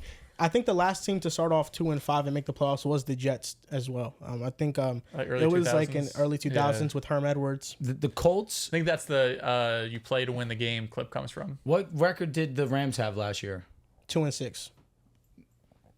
They have Sean McVay. And that's it. But again, why I can't let you guys off the hook. ESPN has them 47% to make the playoffs. Which is nuts to me. But that has nothing to do with your guys' level of play. More so, that's the schedule that you guys have. The thing is, though, you can't beat these teams. I don't think the Jets season is over. I still think they could rattle off and go on a win streak depending on how just they play moving forward because the schedule is very easy. But at the same time, I don't even know if I want that. Like, I don't even want that right now. I don't even want us to barely make the playoffs. I would be ecstatic if we did, but we could draft a quarterback. We can probably just have a clean slate. And this is the most worrying thing about the Jets' future is that it's all in the control of Aaron Rodgers. Because if he chooses to fuck us and retire after this season, then we draft a quarterback. But if he chooses to play another year, the Jets front office might be suckered into drafting a player that is more impactful to Aaron Rodgers currently. I don't think they will. More so than drafting a QB. And also what happens with Joe Douglas. Is Joe Douglas fired. off the hook? He's getting fired. There's a ton of question marks with the Jets. They might have to clean house. I don't think Joe Douglas has been terrible. I was going to say, what are we blaming Joe Douglas for? He's done everything that a Jets fan could ask for.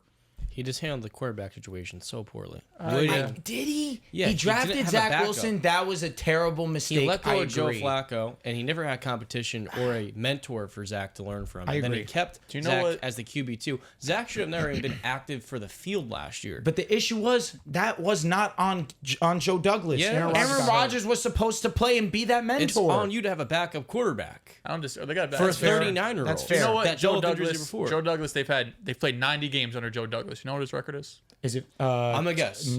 20. Winning percentage? Just 38%. I'm gonna guess know. 30 and 70. 30 and what did you say? 70 games? 90. Oh, 90 I'll go- games. Yeah. Okay, 30 and 60. 30 and 60 is Damn close. He is 29 and 61. Does that add up? Yes, it Yeah, does. 29 61. Jeez.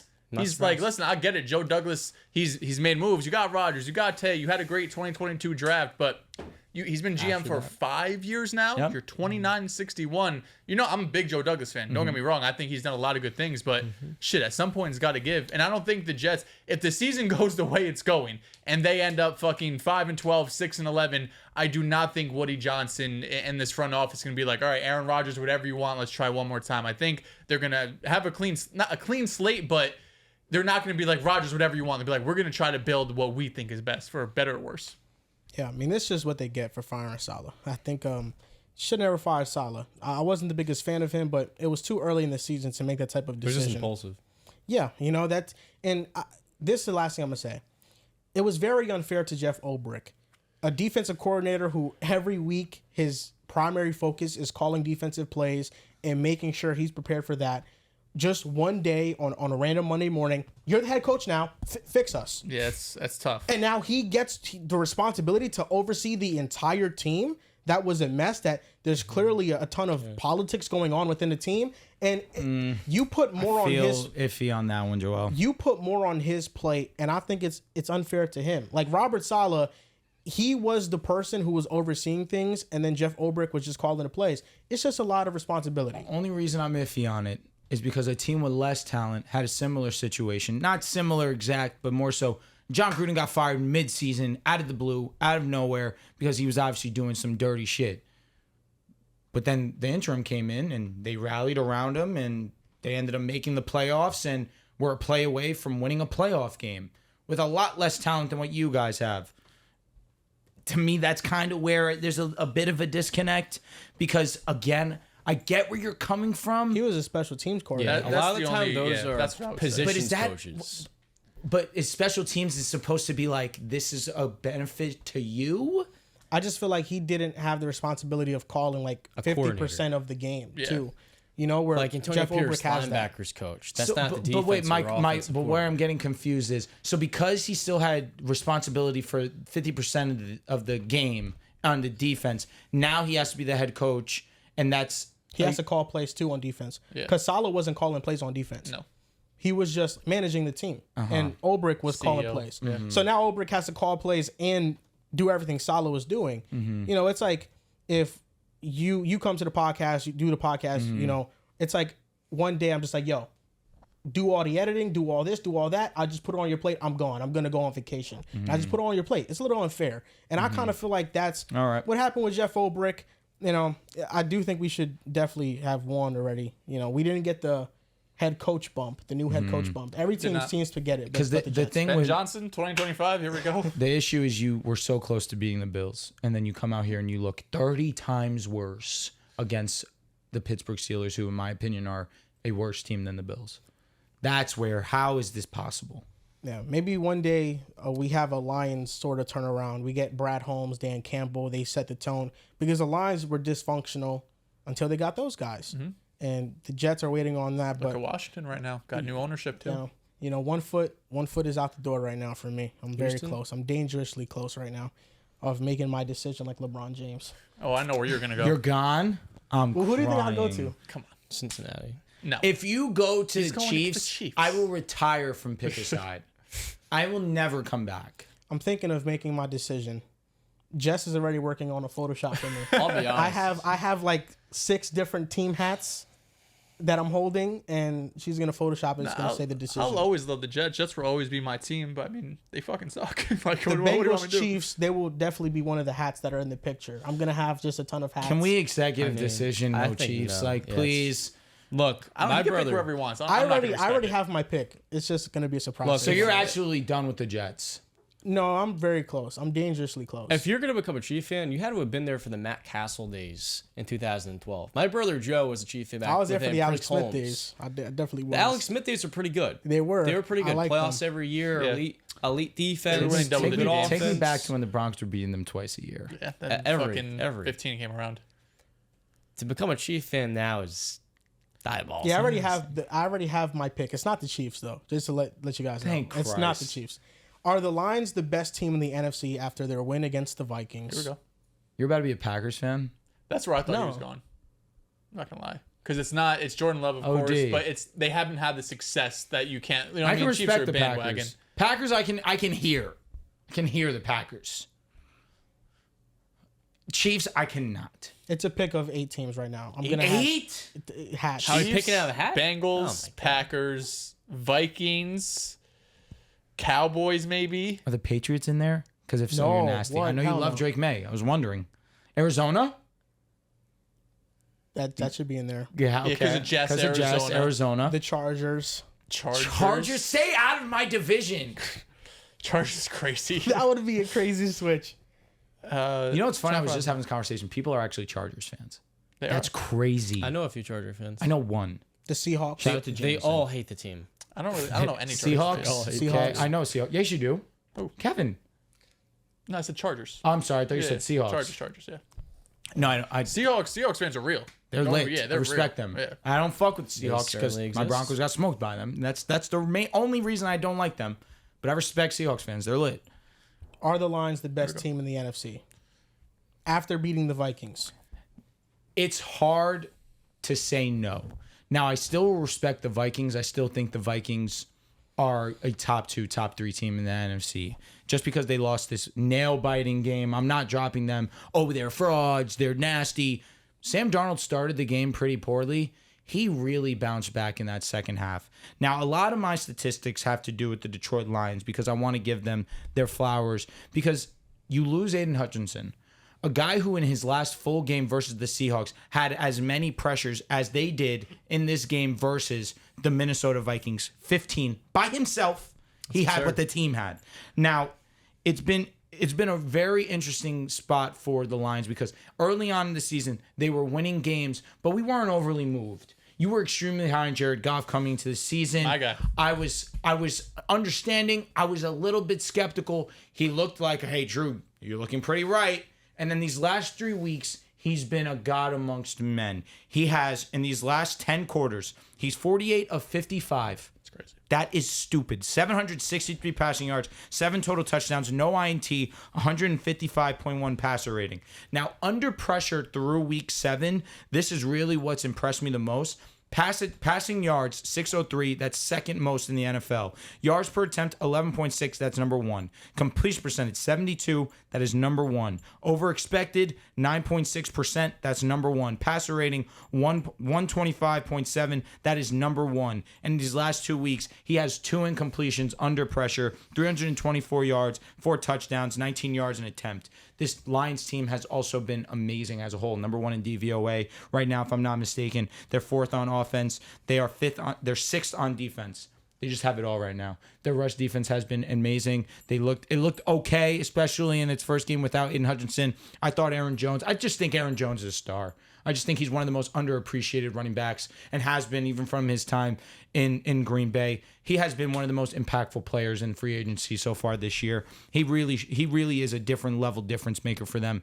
And again, I think Minnesota played an awesome game, especially in that second half. Big time plays, whether it was from Sam Darnold, that bomb to Jordan Addison, amazing catch by Jettis, an amazing fumble on Monty to go ahead and give them the lead. They had an opportunity to put this game away, but the Lions were resilient and have been a resilient team this season. I have to give them the nod, even without Aiden Hutchinson, because I still think there's a window for Max Crosby to be traded to them. They have a large number of possibilities and outcomes at this trade deadline to improve this roster. You have to give respect where credit is due. The Lions have been awesome, and especially on the road versus the last undefeated team in the NFC. Tip your cap. This is the best team in the game right now, or at least best team in the NFC. The Chiefs are still number one, even though they're mid.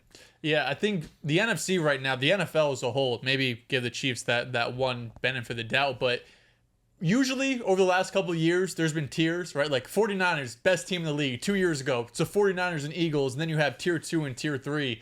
Right now in the NFL, it's really hard to tier out these teams. Like, I do think as we stand right now, the Lions going on the road, winning in the fashion they did over the Vikings, who were undefeated, coming off a bye week, all the storylines, losing Hutchinson, they get the benefit of the doubt. They get the number one spot right now. But are they that much better than the Vikings? I mean, the Vikings will probably win the second game. Are they that much better than the Green Bay Packers? I think they'll end up splitting with the Green Bay Packers. When you look at really the NFC North, now I'm thinking about it because the 49ers are so banged up. Don't know if I really trust anyone in the NFC South or the NFC East, if I'm being honest. There is not one team that really stands out of the bunch. But the one thing that you could always hold your hat on when it comes to these Lions, and I said it earlier, the culture and the coaching that this team has is damn near second to none in the league right now. What Dan Campbell has been able to do, the very rare CEO head coach that ends up working out. I guess Tomlin has done that for years as well. But more often than not, the CEO head coaches, they don't work out because you usually need offense or defensive specialty to do that. But the Lions have that in abundance. The Aaron Glenn on the defensive side. Of course, we know what Ben Johnson does on the offensive side. But what's really changed, and you mentioned it, Drew, Jared Goff is playing at a top 10, arguably top 5 MVP level over these last 3 weeks of the season. He's cut down on the mistakes, even though he didn't have a ton of turnovers. He had a lot of turnover-worthy plays. Yep. He isn't holding on the ball too long. I mean, he's having games. He was 18 for 18 one game, 7 incompletions in the last 10 quarters. He's been damn near perfect. It got me feeling nicey because I have my fantasy team. Cap. He's been out of this world good. And you pair that with the best running back duo in the NFL in Jahmyr Gibbs and David Montgomery. And David Montgomery looks as good as he has ever looked in his NFL career. Of course, you have the weapons on the outside with Amon-Ra. Unfortunately, Jameson just got suspended for a couple of games. And Sam Laporta really hasn't gotten that involved in this offense yet either. That is crazy to me. So yeah. I am interested to see over the course of the season, what does this defense look like without Aiden Hutchinson? Because losing him, it's going to be a big loss, right? Minnesota was still able to move the ball. They put up 29 points, although one of those touchdowns was a fumble 6. But I think over the course of the season, the defense probably won't be the calling card of this team, but they're just so well coached. They're just such a unit. They feel so connected on both sides of the ball. They're as good as anyone in the NFC. God bless you. My only concern about them, and I have the same concern for these other teams, when you're that indoor team, you got to travel to Green Bay. Green Bay wins the division. You got to travel to Green Bay in January, and Jared Goff has to play Lambeau Field, 10 degrees outside. That's their biggest knock right now, is that Jared Goff having to play in those conditions scares the shit out of me. But, I mean, fucking their whole schedule basically is going to be dome games. So they have a real chance to get the number 1 seed, have home field advantage throughout. They're able to secure that. They could go all the way. Right. Coming in this game, I had the Vikings winning. There's just no way to replace a defensive player of the year candidate like Aiden Hutchinson. And I think that's one thing to keep in mind with this Lions team, that the pass rush is definitely not going to be the same for the rest of this year. But to watch them on the road come back from down 10 points against the best team in the NFC and win that game, they are the best team in the conference. You can stamp that. The offense, the coaching, like you highlighted, and still the run defense maybe wasn't the best this last game, but you expect it to be premier every single week. And the secondary, Brian Branch and Kirby Joseph, allow those guys who have started to develop more and more and flourish.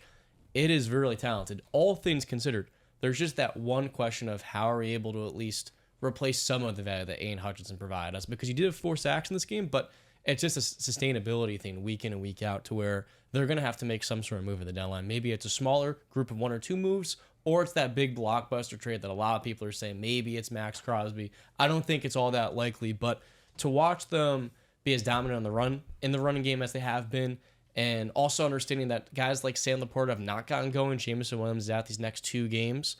You get him back into the lineup with Laporta going.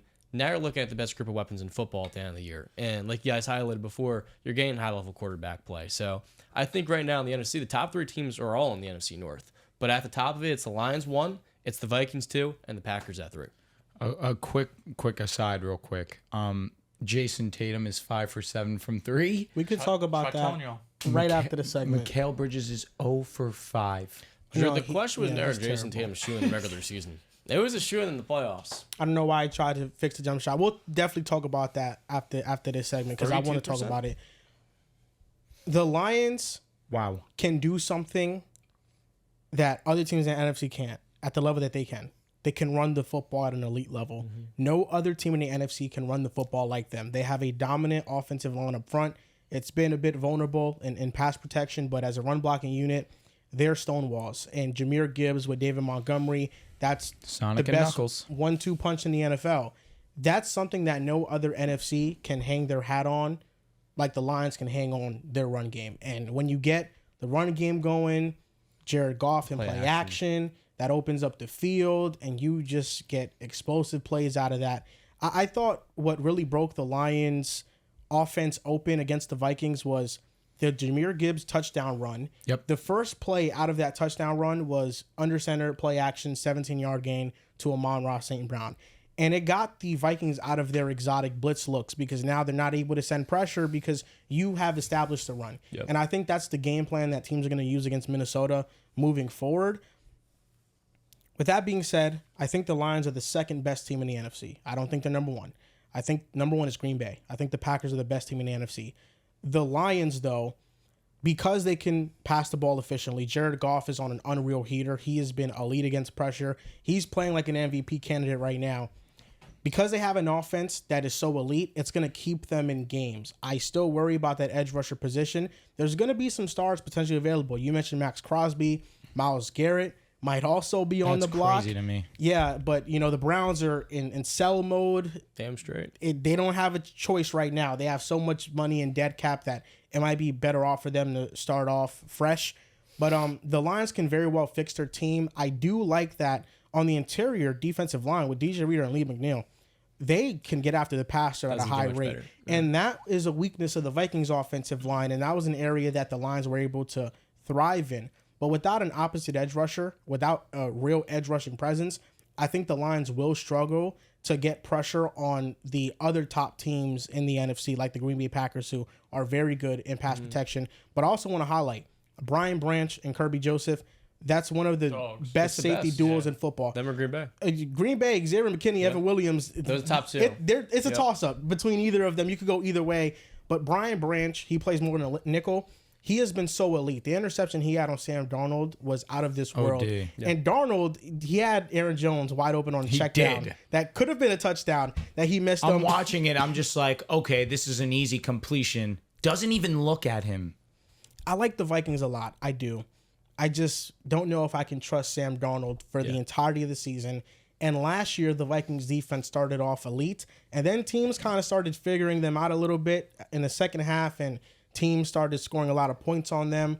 I don't think that's going to happen this year because they have better corner play. But the Vikings, unless they get an upgraded quarterback, the Matthew Stafford rumors I know are up in the air right now.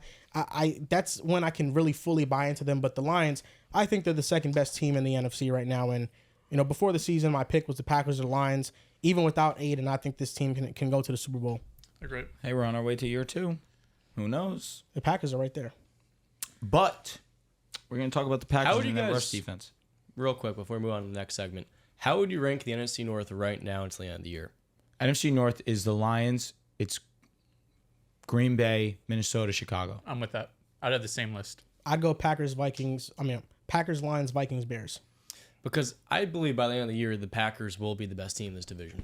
But right now, watching the Vikings beat the Packers, how well they played through 6 weeks, I would have it Lions 1, Vikings 2, Packers 3. But out of that group, the Packers clearly had the most upside to me. Because I think their pass rush has the ability to get a lot better between now and then compared to the Lions. Because the Packers do have the pieces and the personnel. I think it's them kind of developing their talent in a brand new scheme and adjusting to what they're doing currently. And then at the same exact time, I think what you highlighted before is pretty true. The Vikings do have clearly the least trustworthy quarterback play out of this group of 3 teams. Yeah, also, I mean, the quarterback play definitely, if you want to say upside, the Packers have it, but also the downside, because Jordan Love, we know, could have games he throws 3 interceptions, right? But also for the Detroit Lions, we know Jared Goff can have games where he just looks flustered and he doesn't look good in the pocket and he can make mistakes. And of course, Sam Darnold at any given time could throw an interception too. So Jordan Love gives you the upside those other guys don't, even though Jared Goff's playing out of his mind right now. But the downside that Jordan Love gives you, it's kind of on the same bar with the rest of these guys. That's crazy.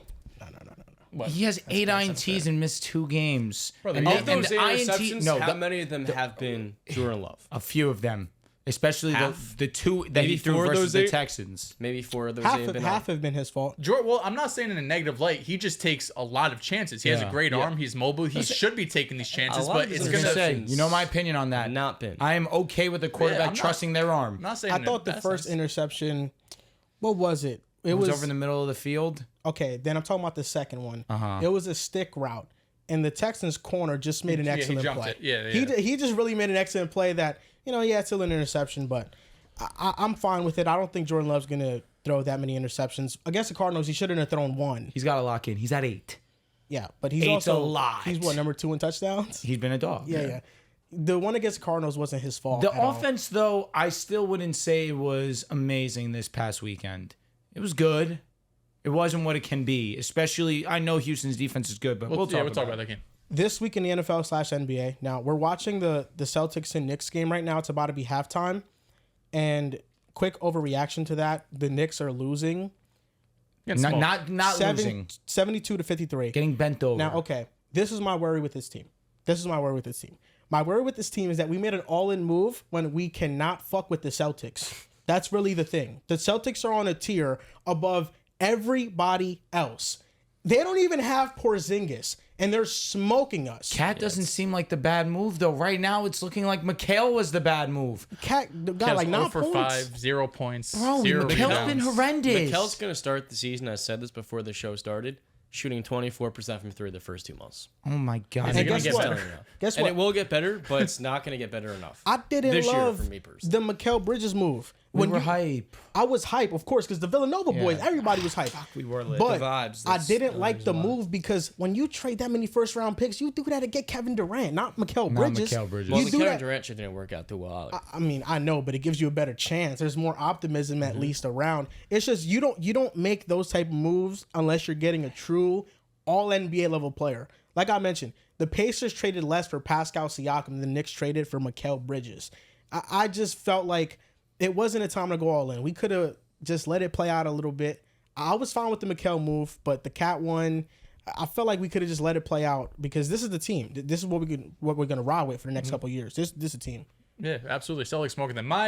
This week in the NFL, let me pull it up. Also, one last thing, Jason Tatum, he's on a mission this year. Yeah, I And I fucking think- love Steve Kerr. Jason Tatum, he got slandered so much in the offseason. He got benched for Team Deservedly so. USA. Even after winning the championship and reaching the mountaintop of the NBA, you can tell that Jason Tatum is not satisfied and he's not fulfilled because everybody continues to doubt him. He didn't win Finals MVP. He didn't win Eastern Conference Finals MVP. Tough. He was benched in Team USA. If you don't think that Jason Tatum has a chip on his shoulder coming into the season, you're crazy. And looking at how he's shooting the ball, looking at how he played last playoffs and the Celtics still won a championship, if Jason Tatum plays at the level that we know he's capable of, the Celtics are going to two-peat. And he could win MVP.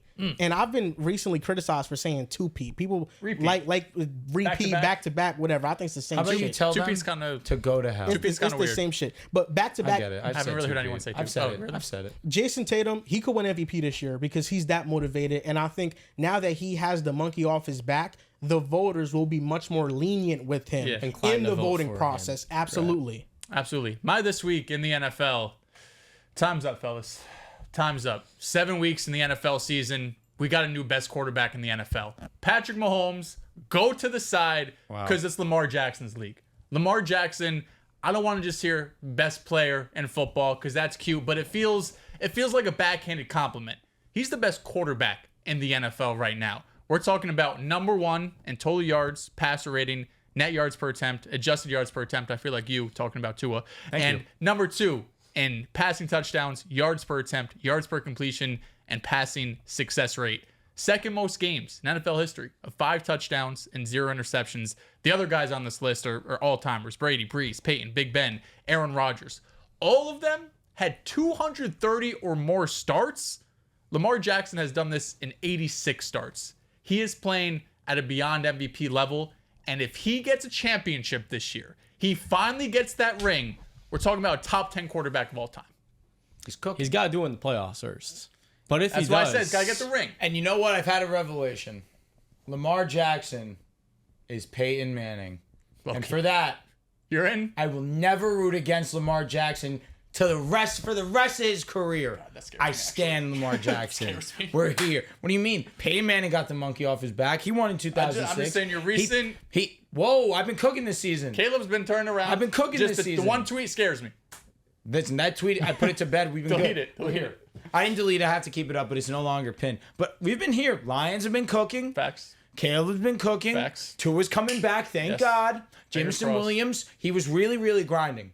He was trying to really show that he's Grinding good. too much. That's the issue. And sometimes you take a supplement and it just pops in a drug test. Who knows? Yeah. I'm not going to go ahead and call him guilty off that. It was his trainer, You never probably, know. not him. I agree with that. But we're here. We've been moving. In silence. I'm just saying. But like I said, Lamar Jackson, we're standing. I'm with you. Now, my brother in Christ Rev is not here. However, we've been doing something a little bit different. Instead of 6 names, I have 5. We're going to blind rank quarterbacks off their performance from this season. First name up, Bo Nix. out of 6 names, 5 5 names. or 6. Oh, 5 names. 5. Probably 5. But Probably you go 5. 4 because he might give us a Because total like, dud. if say Aaron Rodgers was here, would you have Bo Nix above or below Aaron Rodgers? I'd have him a tick below. Really? A Bo tick Nix below. Bo Nix below. Bo Rodgers. Nix a tick below. I agree. I would have Bo Nix 5. Yeah. Okay, so Bo Nix is 5. Yes. Okay. What if he gives us Deshaun Watson, or like Oh, cooked. that? So okay. Put him a 5. All right, number 2, Will Levis.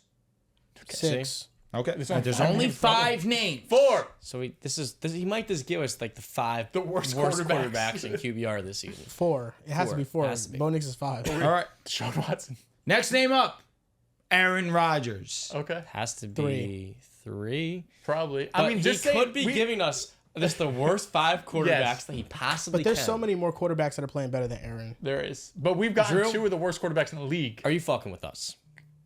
Wouldn't you like to know? Like, no, I mean, I don't mean that like a funny way. I mean, Man, like, trust your gut, man. Aaron Rodgers, where you going? is this John, where supposed do to you be wanna the put him, worst man? possible list of quarterbacks you could put together? When I came to you, I said blind ranking.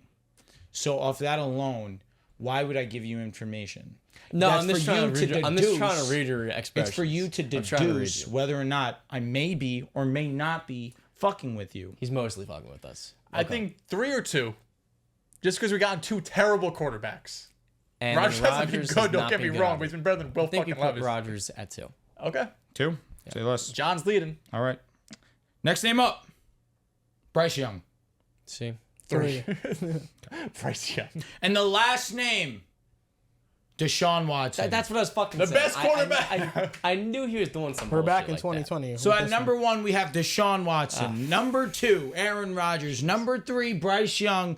Number 4, we have none other than the Mayo Man himself, Will Levis. And number 5, who arguably can be number 1, Bo Nix. Okay, that was the John, worst why'd you part lead of us it. that way, bro? You were leading us. You definitely I led did. the list. I did kind of give you guys. It's You all didn't say good. a single thing. It's all good. You said nothing. You were mute the entire conversation. And then I said, "What if he gives us the worst possible group of quarterbacks?" The moment he gave us the first name, and you said absolutely nothing. You contributed nothing to the convo, and you did a little bit of contributing. Whoa. But you I never said, John, gave- you're leading us. I wanted you to take this by the balls and run with it. I mean, no matter honestly how we would have You were organized probably it, we had to put Rodgers 1. We weren't going to Now, put all him right, 1. so reorder it. Number 1, Bo I would Nix. put Rodgers 1. Would Bo he Nix would he two. be better than? Is he better than Bo Nix? I do think Bo he's Nix better than 2. Bo Nix 2. When they played, who scored? Who Bo Nix. goes 3 between Deshaun, Will Levis, and Bryce Young? I guess Probably. Deshaun. I'll take Levis say and Levis. then Watson and then Bryce Young. Okay. Yeah.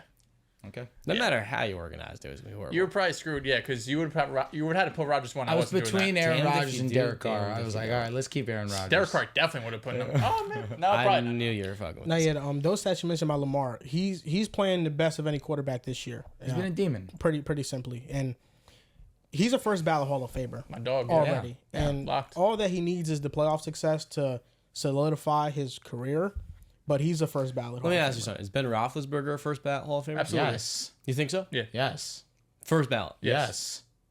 Okay. It's Guaranteed. close. It's close. What? I don't know if it's a no-brainer for me. For me, it's pretty much a no-brainer. He's a Brother. I think one Big of the Ben best quarterbacks in the is a top 10 Has he quarterback ever of all won time. MVP? No. So He, what? I mean, he was just That in an era matters. with Brady and Peyton and like he was He just has that all was pros. just an all-time Ben quarterback does- era. Not have an all-pro season. But I mean, I'll think double of- He has 5,000 yard season. I know for a fact. Yeah, but he Yeah, always it's played unfortunate. with Brady I and don't Payne think in the so. conference. Yeah, it was. But And Phillip tough. Rivers. But the thing is, Eli will most likely be a Hall of Famer. Matt Ryan No will most Pro likely Bowls. be a But I Hall don't of think Famer. Eli Manning's Yeah. a first ballot Hall of Famer, though. I think he will be, but I No, agree. he's not even Phillip first ballot. Rivers Is is probably a Hall ballot? of Famer. First ballot? For Eli, no shot. He Respectfully. has 2 of the greatest Super Bowls I ever. feel like the NFL Hall of Fame is much different. I feel like first ballot Hall of This Famers isn't the in the basketball NFL. thing, you know what I mean? First ballot Hall of Famers in the NFL are like Tom Brady, like Peyton Manning, like those upper echelon guys. I think Big Ben is definitely like 2 tiers below that, 2-3 tiers below that. I wouldn't say all that though. Because Brett Favre is not in their tier. And he was first ballot. Yeah, I think Brett Favre's a tier higher than Big Ben. I think Big Ben is guaranteed That I first disagree ballot. with. Well, why? Brett Favre has 4 No, MVPs. Brett Favre's better than Big Ben. He is, yeah. It's no slight. He is an MVP Big Ben's a multiple times. demon. I feel like Ben Roethlisberger's production gets undervalued because of the fact that it came in the same exact time frame as Peyton Manning, For sure. And he beat Aaron He Rodgers, beat Peyton. and Tom Brady. Who's more of a Hall of Three of Famer? the top 5 quarterbacks of all Drew time. Brees or Ben Roethlisberger? Drew Brees. Drew Brees. Yeah, Drew Brees. Easily, you Drew think Brees so? also Like was not around a in that era, too. conversation. Yeah, Drew Brees. Drew Brees. Yeah, Ben, so I Ben def- having 2 rings though is, that Drew moves me. doesn't have an MVP, does have a Super Bowl, but fucking he has 5,000 every yards, fucking record in the book. Yeah. He's a problem. Ben led the NFL in passing twice, but that's kind of like the biggest accolade that he has individually. So Who's more of a Hall of Famer, Russell Wilson or Big Ben? Big Big Ben. Ben. Hands down. I agree with Better that. player. I kind of feel like Big Ben is he's probably like a tier above Russ, but if you put them in the same tier, I don't think that's Like a crazy Ben or statement. Stafford. That might be the real That's question. close. well, The Ben. better player is Stafford. I do think Stafford's but probably Big the better player. Ben is more He might have accomplished. did more. Agreed. Yeah, that's the only thing. But no, I don't like. I have to think about Big Ben being a first ballot Hall of Famer. It would have to. You have to show me who's on the ballot. He just got all the numbers. Like he played for fucking like 15 years, 2-time Super Bowl he's winner, got 5,000 yards, 17 years. multiple 4,000 yards. He's Can- got a lot of counting stats. Can you search up who are first ballot NFL Hall of Fame Famers? quarterback. I'll give you all the quarterbacks. If Troy Aikman's a first ballot Hall of Famer, sign and seal Big Ben. Dynasty, Cowboys. 2 Super Bowls. Yeah, Aikman being first ballot. Hall of No, Famers. he has 3. I'm talking about Ben. Big Ben. I know, but Aikman has 3. He But was he part of a has dynasty. 2 in Brady and Peyton's era is great. All right. Here are your first ballot Hall of Fame quarterbacks: Peyton Manning. Can we Troy talk Aikman. about like only recent ones? I don't want to go all the way back to the 60s. Yeah, this I'll is give you- 2000s, 90s. There's only really 2 from the 60s, or 3. Unitas, Bart White Starr, Starr. and Bobby Lane. There's also George Blanda, Roger Staubach. But the more recent ones, here are every first ballot Hall of Fame quarterback of all time: Peyton Manning, Brett Favre, Troy Aikman, Warren Moon, Steve Young, Dan Marino, John Elway, Jim Kelly, Joe Montana, Dan Fouts, Terry Bradshaw, Staubach, and the names I just mentioned: Blanda, Unitas, Starr, and Lane. I mean, those If are Aikman's some first heavy ballot, hitters. sign and seal Not is gonna lie. Big They were Ben's in. generous with Jim Kelly there in the first ballot. Jim Kelly was a demon. Yeah. No, he was just- amazing. I just don't know about first ballot. Tough, Hall of tough. Fame. 4 team years to in be a a row part going of. to Super Bowl. Oh, dude. Tough So team to there's be a part 16 of. first ballot Hall of Fame quarterbacks of all time. Brady will be you'll- 17. Yeah, Peyton, Breeze will be 7. Breeze will be 18. Rodgers. Rodgers will be 19. Brett All right. Favre wasn't. Eli will not. Brett Favre was. was. He will Oh, not okay. be. Second I most agree. recent. I don't think Eli will. I Big think Ben's Matt better Ryan than will Eli. be. First You think ballot? so? I think he The will fuck are you be. smoking? I don't think. I don't know. I think he has a lot of I love counting Matt Ryan. stats. He does. One but I thing's don't for know. sure. If they win in 2016, he's He's without a like- shot of a he doubt. does is have the an first ballot MVP. Hall of Can't Famer. talk- I think you're really, really underestimating just how special and rare it is to be a first ballot Hall of Famer. Matt Ryan has 4 Pro Bowls, 1 All-Pro season, 1 MVP, 1 Super Bowl. I think that established him as a Hall of Famer. Like Stafford, I do not He think... retired as a top I 10 do in not passing think yards, did he not? that puts him in the tier of Warren Moon and John Elway and Brett Favre, personally. He retired top 10 in yards, correct? He did. I think that's good enough. Isn't Joe Flacco top 15 yards too? Is he? Probably. positive. He's played for fucking. He is- Almost positive. I don't 20 think damn so. years. Top 15? I'll double check. Joe please. Flacco definitely might be up you there. definitely got dudes in yards like Is Joe Flacco off me there? up there. No, No, definitely not. Probably not. One of my friends said that he was. Joe All are very Flacco good. is 17th all-time passing yards. Where's Ryan Fitzpatrick? Fitzpatrick might be high up. All right, read me where Ryan is. Matt Ryan. He's top 10 for sure. He has to 9? be. Matt Ryan's number 7 behind Phillip, and then in front of Marino. Is and Philip Rodgers. first ballot Hall of Famer? No. Maybe he sneaks in the Hall of Fame after a couple of years. He's the broke Dan Marino. Just the fact that Phillip never got to the Super Bowl. He's the Walmart versus Chanel. I think Phillip Rivers' Hall of Fame case is a slightly worse version of Russell Wilson's, because Russell Wilson has the Super Bowl Yeah. and Phillip does not. Yeah, I mean, Philip had the Legion of Boom. He probably would have got one too. Yeah, Yeah, that definitely carried a it might lot help of a it. little bit. Yeah. Yeah, but Russell Wilson did have some magic voodoo going on there with He the did. team. Russell Wilson was Absolutely. amazing. Yeah, the Seahawks always found a way to win some games that they shouldn't have won. Like where he threw 3 or 4 interceptions in the NFC Championship and they Yeah. recovered the onside Against the kick. Packers. That Yeah. was some voodoo for sure. It's just some crazy stuff that happens with that team. But I have some this week in the NFL stuff, some quick stuff I want to get into. Not sure how likely this is, but Matthew Stafford being rumored to the Minnesota Vikings. Is this a no-brainer for the Vikings? And in the trade, hypothetically, the Rams would get back Sam Darnold. How do you feel about That's it? it. No, No they picks. get picks. Of course, picks, but I'll Sam be Darnold's trans- also Get in a the deal. first round pick or day 2 pick. Doesn't matter. Here's the That truth. matters. No. I think that Here's the matters. truth. At least the Let's first. talk about Stafford to the Vikings. At least one If first. Stafford goes to the Vikings, I'm guaranteeing they go to the Super Bowl. Wow, I'm that's strong. 100% guaranteeing it. You have one of the best play callers in O'Connell. You have the best receiver in football in Jettis. You have one of the better complementary pieces in Jordan Addison. Hawkinson's on his way back. Aaron Jones has been proven to be one of the best running backs in football. A really impressive offensive line and an amazing defense on the opposite side. I'm guaranteeing this is the Super Bowl team. That's strong because of how good that division is. But I think Matthew Stafford to the the Vikings would be a no-brainer because of the fact he could not only be that one-year rental for you to go on a run, but because Sam Darnold's a free agent, he then could be the mentor to J.J. McCarthy, maybe sitting a couple of extra weeks next year. And when you're developing quarterbacks, there always needs to be a veteran who can kind of be that calming voice to steady the presence of the quarterback room and help a quarterback really show what it's like to prepare for an NFL defense. And Stafford is a Hall of Famer. So that luxury is something that guys like Jordan Love have really benefited from in the past. Jordan Love gets Aaron Rodgers, sits for 3 years. I think for the Vikings to think in the future, Matthew Stafford really benefit them. And then no doubt this year, he will make their chance to go in the Super Bowl probably triple, probably double, because we've seen him have a special run where he was basically perfect for 4 games. Now the question is just for me, with Aaron Rodgers' injury concerns, Matthew Stafford's injury concerns, I want to feel like it's a done deal, but I definitely think within those 3 teams, the NFC North, they would have the best chance. Yeah, that's auto accept. If you're the Vikings, Mm-hmm. you're basically getting a better version of Kirk Cousins to come over here on a team that was better than last season, and Mm-hmm. they were winning a shit ton of games when Kirk Cousins was playing last year and healthy. Defense is better. Of course, you have Jettas and Addison. The run game's better with Aaron Jones. Hawkinson coming back too. You get Matthew Stafford, guarantee.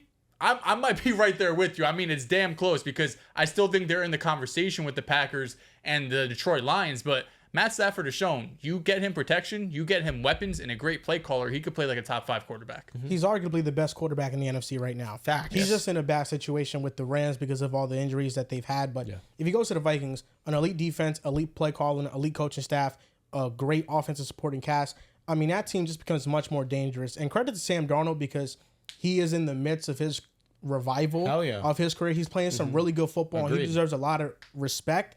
But when a move like this is available, it is pretty much a no-brainer. And I think that if Sam Darnold were to go to the Rams and they don't have an option outside of Stafford, like if he gets He traded, play well with the Rams. he can play well with He would them. definitely play well with Sean McVay. And for maybe sure. that's where he can revive his career because, you know, you never know. I think the Rams right now are in a weird spot. They're 2-5. If they lose to the Vikings, they're going to be 2-6. They could be in a spot where they're just trying to rebuild because the season is lost. Yeah, Cooper Kupp's already on the trade block. They said, I mean, I don't know if they're going to get a second-round pick for Cooper Kupp, but they're willing to take offers for him. So, yeah, I mean, if you move off one, it makes sense to move off the other. What's the point of having Cooper Kupp if you trade Stafford? What's the point of having Stafford if you trade Cooper Kupp? So you can see both those guys go. And Sam Darnold with Sean McVay would do basically what he's doing in Minnesota right now. Like, he's going to have those games where he could throw for 300 yards. He's still going to have those moments. He throws 2 or 3 interceptions in a game. But all he needs is a really good play caller because he can make every throw on the field.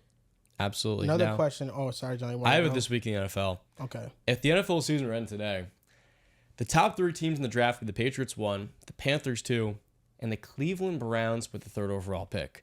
The Browns started this year 1-6, and my this week in the NFL is that they've gotten actual calls for Myles Garrett on the trade block. And while they haven't really entertained that too much, there are other guys they have seemed interested in the trade, like Denzel Ward, Jeremiah Owusu-Koramoah. I did not say his last name right. And they've just recently traded Amari Cooper as well to the Buffalo Bills. So I look at the possibility of a team like maybe the Detroit Lions giving them that call, and maybe we see that potential blockbuster move of the Browns trading their best player in a top 3, top 4 pass rusher in football for a multitude of first-round picks, and then the ability to draft their quarterback in the future, and then kind of stockpile as many rookie contracts as they can, because Andrew Berry is one of the best GMs in football, and he's done a fantastic job through the years, through the draft, maximizing trade assets. And I wouldn't be surprised if the Browns say after the last couple of years, we're just going to pull the plug in this idea of winning because of how damn good the division is. The Ravens right now look incredible. The Steelers look really good. The Bengals are slowly putting it together. So I think for Cleveland, it makes really little sense to try to keep going on this current path when you can potentially get 4 or 5 first-round picks if you trade some guys like Garrett and Ward. And it definitely would be tough for a fan base to swallow, but for a franchise, you got to look at what's best for the future sometimes. 7 weeks into the NFL season, who are the top 3 MVP candidates right now? There's number 1 far and away, Lamar Jackson, and then we can get to the conversation. Where's Derrick Henry? Shit, might be number 2. Josh Allen's number 2 for me. I think it's Lamar and Josh Allen. Is it wrong of me to want Derrick Henry number 2? I understand he's a running back. I understand that the quarterback is the most valuable position. I see what Derrick Henry has done for their offense. The counting stats, he is number 1 in every rushing category there is right now. I also see what he does for the opening of the rest of the offense and how the boxes, obviously, now we're seeing just people run wide open. We're seeing Rashad Bateman now have his career year. Zay Flowers, although he did tweak his ankle in the last game, he's been playing some really high-level football. Lamar Jackson also is playing perfect. So I agree Lamar should be number 1. Number 2, but Josh what Allen? Derrick Henry has done for that Ravens team, it is like Goku and Vegeta, the way that they're tag teaming the rest of the league. Let me ask you something, though. So I have Lamar 1. I have Josh Allen 2. Fair, I get it. Derrick Henry, I think he can enter the conversation here. Between Jaden Daniels and Derrick Henry, who would you think is more of an MVP candidate? Shane Daniels. Here's the thing. If you're going most valuable player, Jaden Daniels has transformed that franchise. He has. However, I know it's against the Panthers. Mariota just stepped in there. And He did the same thing. System Right, you know quarterback. what I He mean? really did. He did System. exactly the same thing. And a big thing about Jaden Daniels, which, again, this isn't a knock, because you have to hit your guy, essentially. He's a first read guy. He looks at his first read, he hits the first read, and that's where a lot of their success stems from in the passing game. And, again, I give a lot of credit to Jaden Daniels doing this in year 1. It's overly impressive. Got to give a lot of credit to Cliff Kingsbury and what he's been drawing up over there. For Jaden Daniels to get subbed out, of course, with the rib injury, broken ribs potentially, and then Marcus Mariota, who's been a journeyman at this point, come in, and it's a seamless transition. That's where I give a lot of credit to Cliff. I personally, Jaden Daniels go is Derrick Henry top personally. 3 in a lot of quarterback advanced stats. And if I'm going to be And transparent, he's leading the number 1 this offense is in the the NFL. best Ravens offense we've ever seen. Easily. It is. They have Lamar Jackson in the backfield with him. I mean, the Commanders and Derrick Henry together. Derrick Henry's definitely top 5. He's having an incredible season, and there's no denying that. Derrick He can Henry get a over shout. Jared Goff. With how Jared Goff is playing, is Yeah. Derrick Henry over Jared Goff? See, I was going to say, I think Jared Goff is over Jaden Daniels. I think he is over Jaden I don't Daniels. know. Offense I don't was think one of the so. worst in football. and Jalen Daniels has it averaging 31 points a game. Jared Goff doesn't. Yeah, OD. Go ahead. I don't know. It's tough because I get it. He's on the same weapons, Jared Goff has all plus the help in the Eckler. world, but Jared Goff's also like completing 85% of his passes the last 3 weeks. He's been perfect. How about the entire year? Jalen Daniels completing 76% of his passes. The whole year's wrong. Averaging over 50 The rushing whole yards a year, game. the first two games, although he pulled it together in the last drive against the Giants, first 2 weeks wasn't the cleanest as a passer. From the Bengals on, amazing. So give the same precursor to Jared Goff, who first few weeks did struggle, but these last 3 games he's been flawless. But if you look at the entire year, but he's still Jaden- leading the NFL in completion percentage. Jaden's number 1 in adjusted completion percentage this year. So I hear it. feel like I get Over it. 250 yards, I'm not 10 passionate touchdowns. about it personally. I'm fine with Jaden. I just think Goff, where you have the best team in the NFC, you're leading one of the best offenses in the NFC. You've been damn near perfect as a quarterback. You've improved where you were bad against pressure. Now you become arguably the best against pressure this season. That's where I kind of have to give it to Goff. MVP is the most valuable player to your team. The Panthers' defense has been historically bad this season. So I'm not going to say because Marcus Mariota had 2 touchdown passes versus them, that automatically mitigates the work that Jalen Daniels has done. He is taking the same exact group of weapons, Terry McLaurin, Diami and Noah Brown, Zach Ertz, and he's made that the best offense in football. That is what's most valuable. He didn't get Jahmyr Gibbs, Dale Montgomery, and 4 other elite star players in that offense. It's the same exact offense. Jaden Daniels and Cliff Kingsbury are the only moving pieces. What CJ Stroud did last year is exactly what Jaden's doing this year. He has to be about Jared Goff. I think give you Derrick that. Cool Henry. with that. Derrick Henry is number 1 in offense player of the year. I think he's going to run away with the award Easily. as long I as he like stays that. healthy. The MVP, Lamar Jackson 1, Josh Allen 2, and that's been controversial. But 12 touchdowns and 0 interceptions on the been year. amazing. It's really because he didn't beat the Texans and the Ravens. He's That's played why. no one, And and also, he lost he's the big on games. pace for like 3,000 passing yards, so people are going to knock him up for that. Yeah, that's valid. I think 3, I would have Jaden. I would have Goff 4. We know this is a quarterback award. And I'd have Burrow 5. And I think Burrow's just that low because of the Derrick? Bengals record. I would have Derrick over Burrow. I could hear that. I would have Derrick I can over hear Burrow. that. Burrow's But- been playing amazing. Don't get me But wrong. Joe Burrow is just like 2 wins away from being top 3 in this Joe conversation. Burrow's been near perfect also, and I don't hate that statement. Again, I'm a Derrick Henry guy. Derrick Henry's one of my favorite players, but taking that aside and just looking at it just at face value, what he's been able to do this season with Lamar Jackson. It's not that Lamar Jackson's not great on his own, but you get a guy like Derrick Henry on your backfield, things look the way that they look right now, and you look like nobody can touch you, nobody can stop you. And I think that, of course, Lamar Jackson's impact is definitely number 1, but it's a 1A, 1B because Derrick Henry is that much of a game changer. No, he has been a game changer for their offense. Now, this is the last thing I want to do. Just in or out. In or out, the Colts should bench Anthony Richardson. I'm out. You can't. You drafted this guy with the top 5 pick. He's in his 6th start in the NFL. I get it's been 2 years, but we weren't saying to bench Bryce Young after 6 games last year. We weren't saying to bench Zach Wilson 6 games into his NFL career. Anthony Richardson, he's not perfect. Far from, a lot to work on, but we're acting like we have a 25-game sample size with this guy. It's been a handful of games. We knew coming out he was a raw prospect. He was going to need some time to develop. You don't go in there and put Joe Flacco in. This team's not going to win anything anyway. You know, I've seen the stat. I seen the stat that when Joe Flacco plays, the Colts offense, they're top 3 in catchable targets. Right. I did see And that. when Anthony Richardson plays, the Colts are 32nd in catchable targets. There's no denying Joe Flacco is clearly the better quarterback right now. But you took Anthony Richardson with the 4th overall pick. You're not going to waste that for a 38-year-old QB. No. So you have to keep Anthony Richardson. He has some of the least experience we've ever seen. It's a lot like Trey Lance. I think the 49ers didn't give him enough time. And I think the same could be applied here for Indianapolis if they're going to make that move. I'm out. You have to keep Definitely him in there. You have to keep him in there. You're thinking about it, though. He's been horrendous. There's no way around it against Miami, and I get it. Miami's defense has been really great in the past. Lord have mercy, it was terrible. It was ugly. Yeah, that's the last thing I have. Saquon Barkley got revenge against the Giants. Want to highlight that. Can I also highlight? I want to in and out some stuff too. Can I also I was highlight? talking about going in. He had a chance. Facts. He had a chance to break his career high against the Giants, and he said, "Nah, let the young guys eat. He's a leader." I was just thinking, like, was it Kenny Gainwell? Like, who came in after him? What young guys? Yeah, facts. Like, what young guy That's a good was question. playing out running Kenny back for them? definitely did have a nice run against them too. but he torched the Giants. It was never in doubt that he was going to do what he did. But again, offense looked pretty easy once they just kept feeding Saquon. Yeah. Can I add to this in and out? Yes. In and out, the 49ers missed the playoffs. In or out, because you said in and out. But, In and out. Yeah, I didn't realize it's that. in or out, yes. Thank you. I should know that. I've been editing those videos here a little bit. In or out, the 49ers missed the playoffs.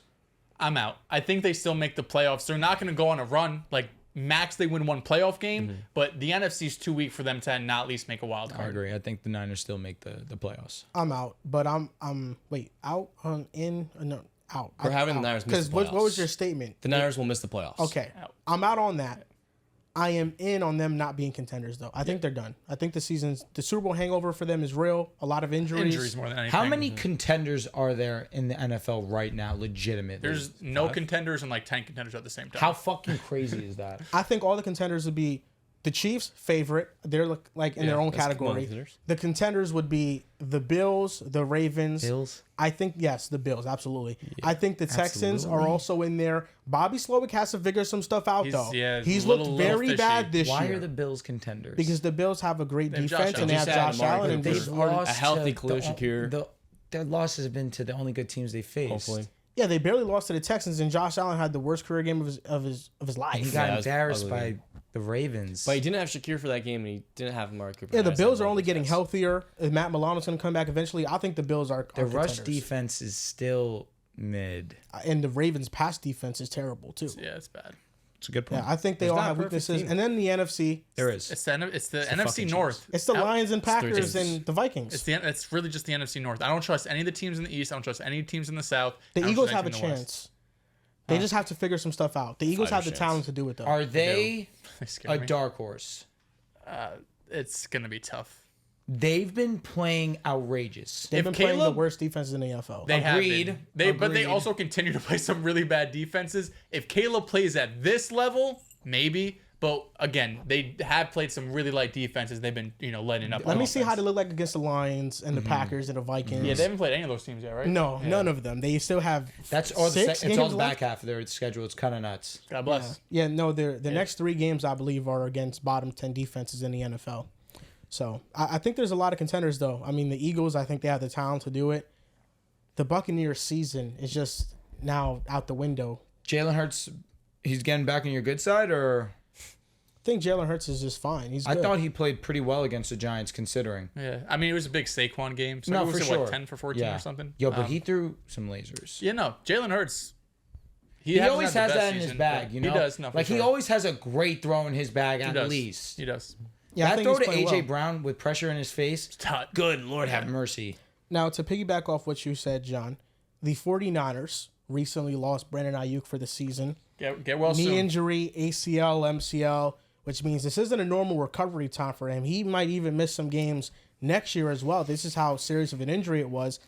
And what are their problems, really? I think you can attribute the root of their problems to injuries. Yeah. CMC, Ayuk now is hurt. Deebo Samuel has pneumonia. George Kittle also a bit banged up. Jennings didn't play last game. I definitely think against KC, once Ayuk went out, it was apparent what the Chiefs defense did. It wasn't exotic blitz looks. It was just straight man-to-man coverage, normal pressure packages, and nobody could get any separation. Now, the 49ers this year are one of the worst teams against man coverage. Last year, they were one of the best.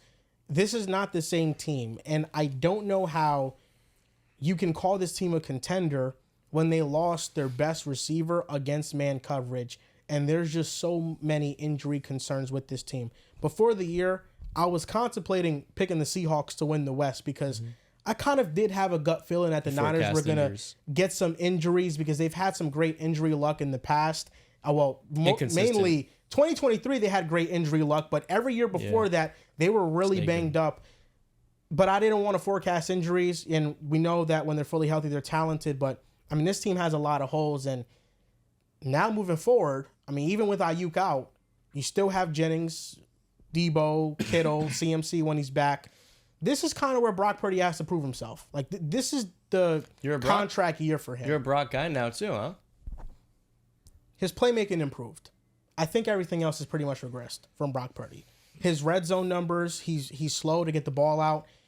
Every single interception against the Chiefs, I don't think he was in a good offense situation because he didn't have no receivers, but he can't also make the problem worse. And all three of those interceptions were inexcusable outside of the second one. The first one to George Kittle was inexcusable. The second one, Ronnie Bell, miscommunication, I can understand that. But then the third one in the red zone, you had the receiver bracketed and you still threw it. Yeah. Like he has not been playing on time this year. And coming into the year, we knew that last year he was elite when he was playing on time, anticipation, accuracy, all those things were great. This year, he playmaked at a high level. So I'm thinking if you couple that with what you already have, now we're talking about a different tier you're walking into. But that has gotten better while all the things that made him great last year have regressed at the same time, which is why, to me, I still view him in the same tier of quarterback. You know, he's in that 11 to 15 range, but this is the year that he's really going to have to prove himself. He's throwing into tighter windows this year. The only quarterback that is throwing into tighter windows is Dak Prescott. Number 2 has been Brock Purdy. You look at last year, Brock Purdy was in the bottom 10. I mean, he was having open windows. So I don't know. This 49ers team just feels broken right now, and there's a lot of problems, you know. And the offense is the first one you point at because they just haven't been able to run the ball like they did last year, and that's because CMC's out. I got a couple things. One, talking about Brock Purdy. This game was bad, objectively. He didn't play well. I will also agree with multiple parts. One, I think he played bad. 2, I think he also did play bad because his weapons went out early. Debo played a handful of snaps. He couldn't give it a go. And I get it. You had pneumonia. You shouldn't have even been on the field. That was ill-advised from the coaching staff and the trainers. Brandon Ayuk has been so up and down this season. I think that he has had some separation. And, of course, we understand that he's great against man. But you've had a drop problem. And we had a drop in this game, a pretty bad one. Now, again, prayers to Brandon Ayuk. $30 million annually for the next 4 years. Thank God that he sat out and got his money because he's set for life, because this game's dangerous and at any moment that it can be taken away from you. But again, he should be back, God willing, and he should be at 100%. But Brandon Ayuk hadn't been the same level of wide receiver. George Kittle's been a superstar. It's been great. He's been the best tight end in football, hands down. Foot too. He's been amazing. Considering that CMC has not been out here, this one game and the Minnesota game also, which I think Purdy could have played a little bit better in. Outside of that, Arizona. I don't blame that on Purdy. The kicker got injured, and then that ended up costing them the result. The result of the game was not on Brock Purdy. I think the result on the game was unfortunate circumstance with Moody also getting injured. I think that was a win. I look at this one game by the Chiefs. I won't overblow it for Brock Purdy, because considering you don't have the guy on your offense in CMC, I feel as if two things can be true. I agree with the playmaking aspect. He's been much better in that regard.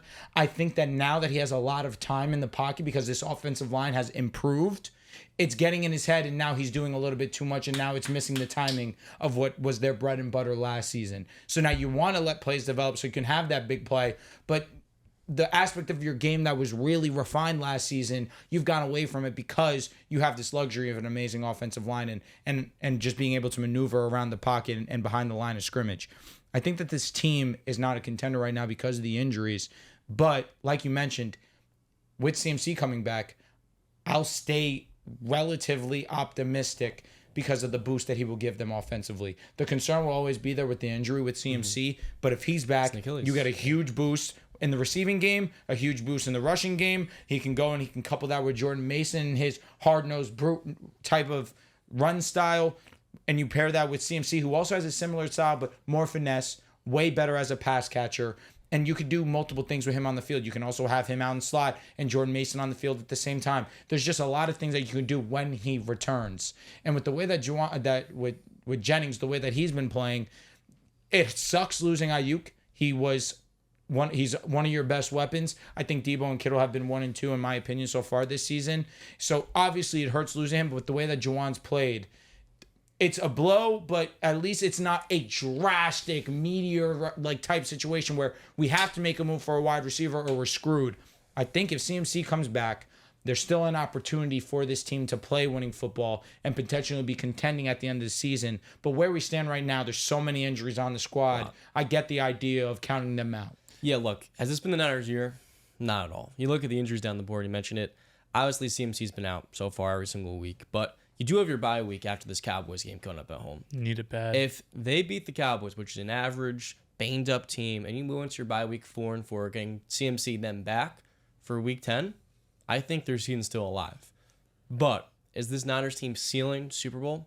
Like the teams in the NFC North, definitely not. Mm-hmm. If you look at the injuries, CMC, we can't really rush him back into the lineup coming off an Achilles injury because the likelihood of him then re-aggravating that and potentially worse is pretty possible. You lose your best separator. You have guys like George Kittle playing quite well. Even he has a little sprained foot. You look at Juwan Jennings, he has a hip injury. Deebo Samuel, as a number 1 wide receiver who has to be manning up on the line of scrimmage, kind of getting the focal point of opposing secondaries. Respect Deebo. He's been really great this year. Definitely, but you now put him into that primary role of line up against press more. Pneumonia is also crazy. That feels like that's something that could linger, you know? What? Pneumonia? Yeah. Agreed. Pneumonia as well is brutal. Luckily, he was discharged from the hospital. I don't think he's going to be any better now that Ayuk's out the lineup or any more productive or efficient in those opportunities that he gets because of really I wouldn't say his play style is limited, but it's a specific role that he has to play. So I look at San Francisco's ceiling, and I think it's much lower than last year. I don't see a Super Bowl ceiling. But this division is so wide open. You have the Seahawks in first place. The Cardinals are tied in second.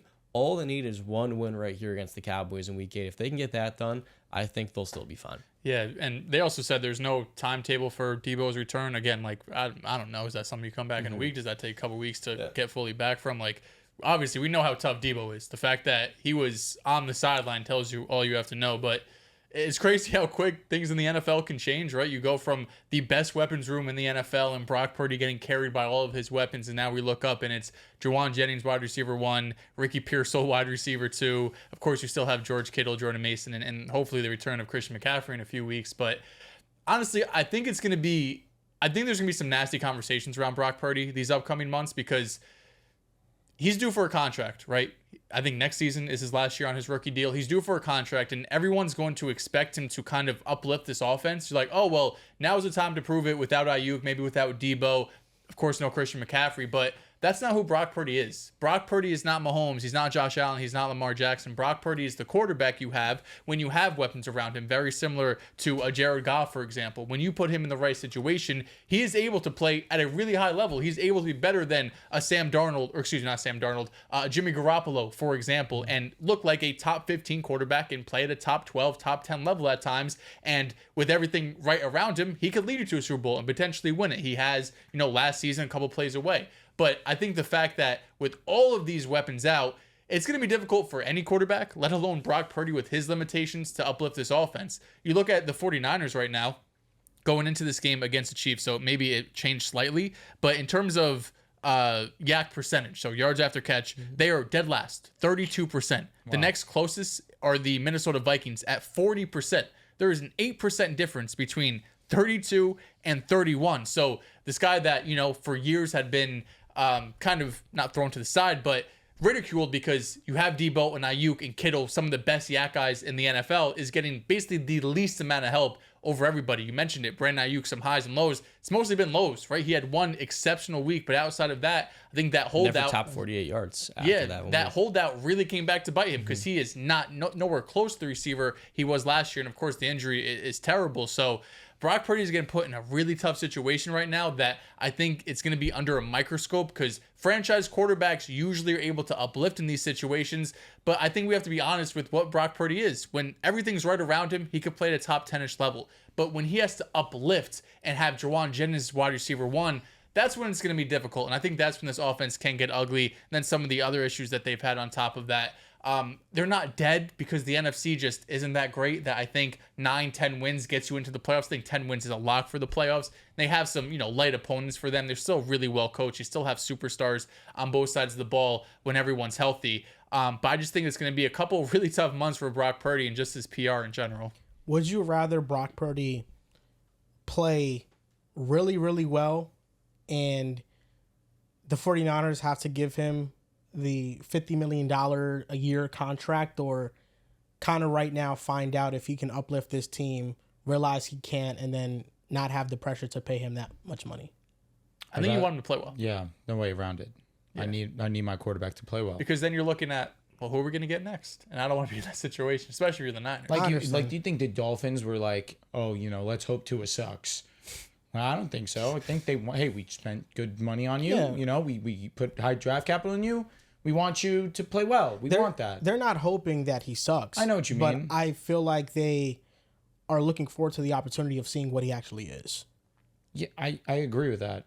But I think we saw it last year. I think we're seeing it this year where, although this was the extreme sense. Yeah, this game is not the game to judge Purdy on. The games to judge Purdy on are when Debo, Jennings, Kittle, CMC, and first-round pick Pearsall are healthy. Mm-hmm. Those are the games. Because even with the loss of Ayuk, it is not some unsurmountable thing to overcome. Like, oh my God, there's no Ayuk. You cannot play well anymore. No, there's still a lot of things in this offense that you can play well with. I feel like we're still optimistic about the offense if CMC were to return. Yeah. You have Debo. You have Kittle. Juwan. That's more than enough. That's and offensive line's been good. It's top 10 in pass block rate. Last year it was second in rush DVOA, the offense, and this year it's dropped to 15th. Like, Jordan Mason has had some good box score numbers, but he doesn't threaten defense the same way. They're not running the ball as efficient as they were last year. But yeah, I think this is a make or break year for Brock Purdy. He has to get paid after this year, and you have to see what the value is going to be, based on how he plays. But yeah, I think their play against man coverage has been down. The yak for this team has been down, and every year outside of this year, Shanahan has had a top 5 offense in generating yak. I think that can be attributed to a couple of things. I think it's probably the increased play of man coverage that they're facing, because when you're facing man coverage, once you catch the ball, you are going down. You're getting tackled. Versus zone coverage, there's more space around you, so you have more opportunities to generate yak. And against the Chiefs, Steve Spagnuolo just straight up said, we're playing man on you guys. Like, we don't trust anybody to beat us. I don't blame them. Great decision. Now, the Knicks are down. Deuce McBride has not missed a shot. 87 to 100. Deuce McBride is perfect from the field with 20 points. OG has 2 points. Fuck Deuce McBride. Tatum's 14 of 18. You guys are going to score 140. Can I ask a question about the Knicks? Cat has 12 points. Let him cook. 10 What's the efficiency? 5 for 9. All right. Hey, 7 rebounds. You can't be hard on him when the whole team's playing like shit outside of Brunson. Listen, I understand that. Deuce McBride has 20. And Deuce. We got treat Cat like he's... I feel like we're way too... Critical of Cat? I feel like we aren't critical enough, personally. We aren't. He's getting paid $50 million. I think the expectation needs to be a little bit higher. There's no KP. What's the score? What's the score of the game right now? They're losing by like 30. Okay. He's kind of just fading into the background. I know, but in the first half, there's no KP. He's just fading into the background. Al Horford, you got to respect him as a defender. I got this tweet. But Cat's never going to be give me the ball, let me back down, and lay. That's just not I got this tweet that I'm ready to send. Playing the 5 now. It doesn't have a paint. I'm just waiting for the game to end to get the exact stats. Let me ask you a question before you get into that tweet, because you had another tweet that sparked my interest. Did the film on Marvin Harrison change your opinion on him at all, or is it still fuck him? I like Marvin. He's just not Brian Thomas Jr. I think Brian Thomas Jr. has much more explosiveness. And if you want to sell me on Marvin Harrison Jr. being much more refined, a better route runner, like, you have all those things. Mm-hmm. But Brian Thomas Jr. and Malik Neighbors, the level of explosiveness they have, and they can also get better in those areas. It's just something that I don't think Marvin can tap into. But the separation that he can tap into is insane already. So can BTJ, who hasn't. I'm not saying disagree. I'm not disagreeing. I just mean in the sense of he's able to separate. He does have great hands. He is a big play guy. He's a red zone guy. They're just not using him. I understand that, but Brian Thomas Jr., even when he wasn't being used, he was winning. Like, repeatedly. Listen, you won't get an argument out of me. Marvin has not been winning like BTJ. And BTJ, he's been winning against Jalen Ramsey, Christian Gonzalez. He's been going against the best corners in football and cooking them. He is. He's a dog. He would have 2 catches, like 94 yards. But 100% though, like this year, you should be out on Marvin. Like the fantasy relevancy, now we're just getting into a fantasy conversation. OD. I think it's going to be tough to fix what's going on in that offense. But no, like, he's not being used correctly. I don't think that he is at all. And yeah, like, he is open. I feel like they should use him more in the quick game, but at the same time, I don't watch him and I don't see that pop. I don't disagree. That play just sticks out where that's your big play. That's your Brian Thomas explosiveness. That's your I have this guy dead to rights. The pocket collapsed on Kyler. It did, but you can Kyler get can make out, that throw. look Kyler's up. made that throw All 1,000 right, I have times. a cannon. I'm hitting this throw in stride. It's just frustrating because Marvin is playing just the X. He's just going out there 75, 80% of the time. He's playing on the outside.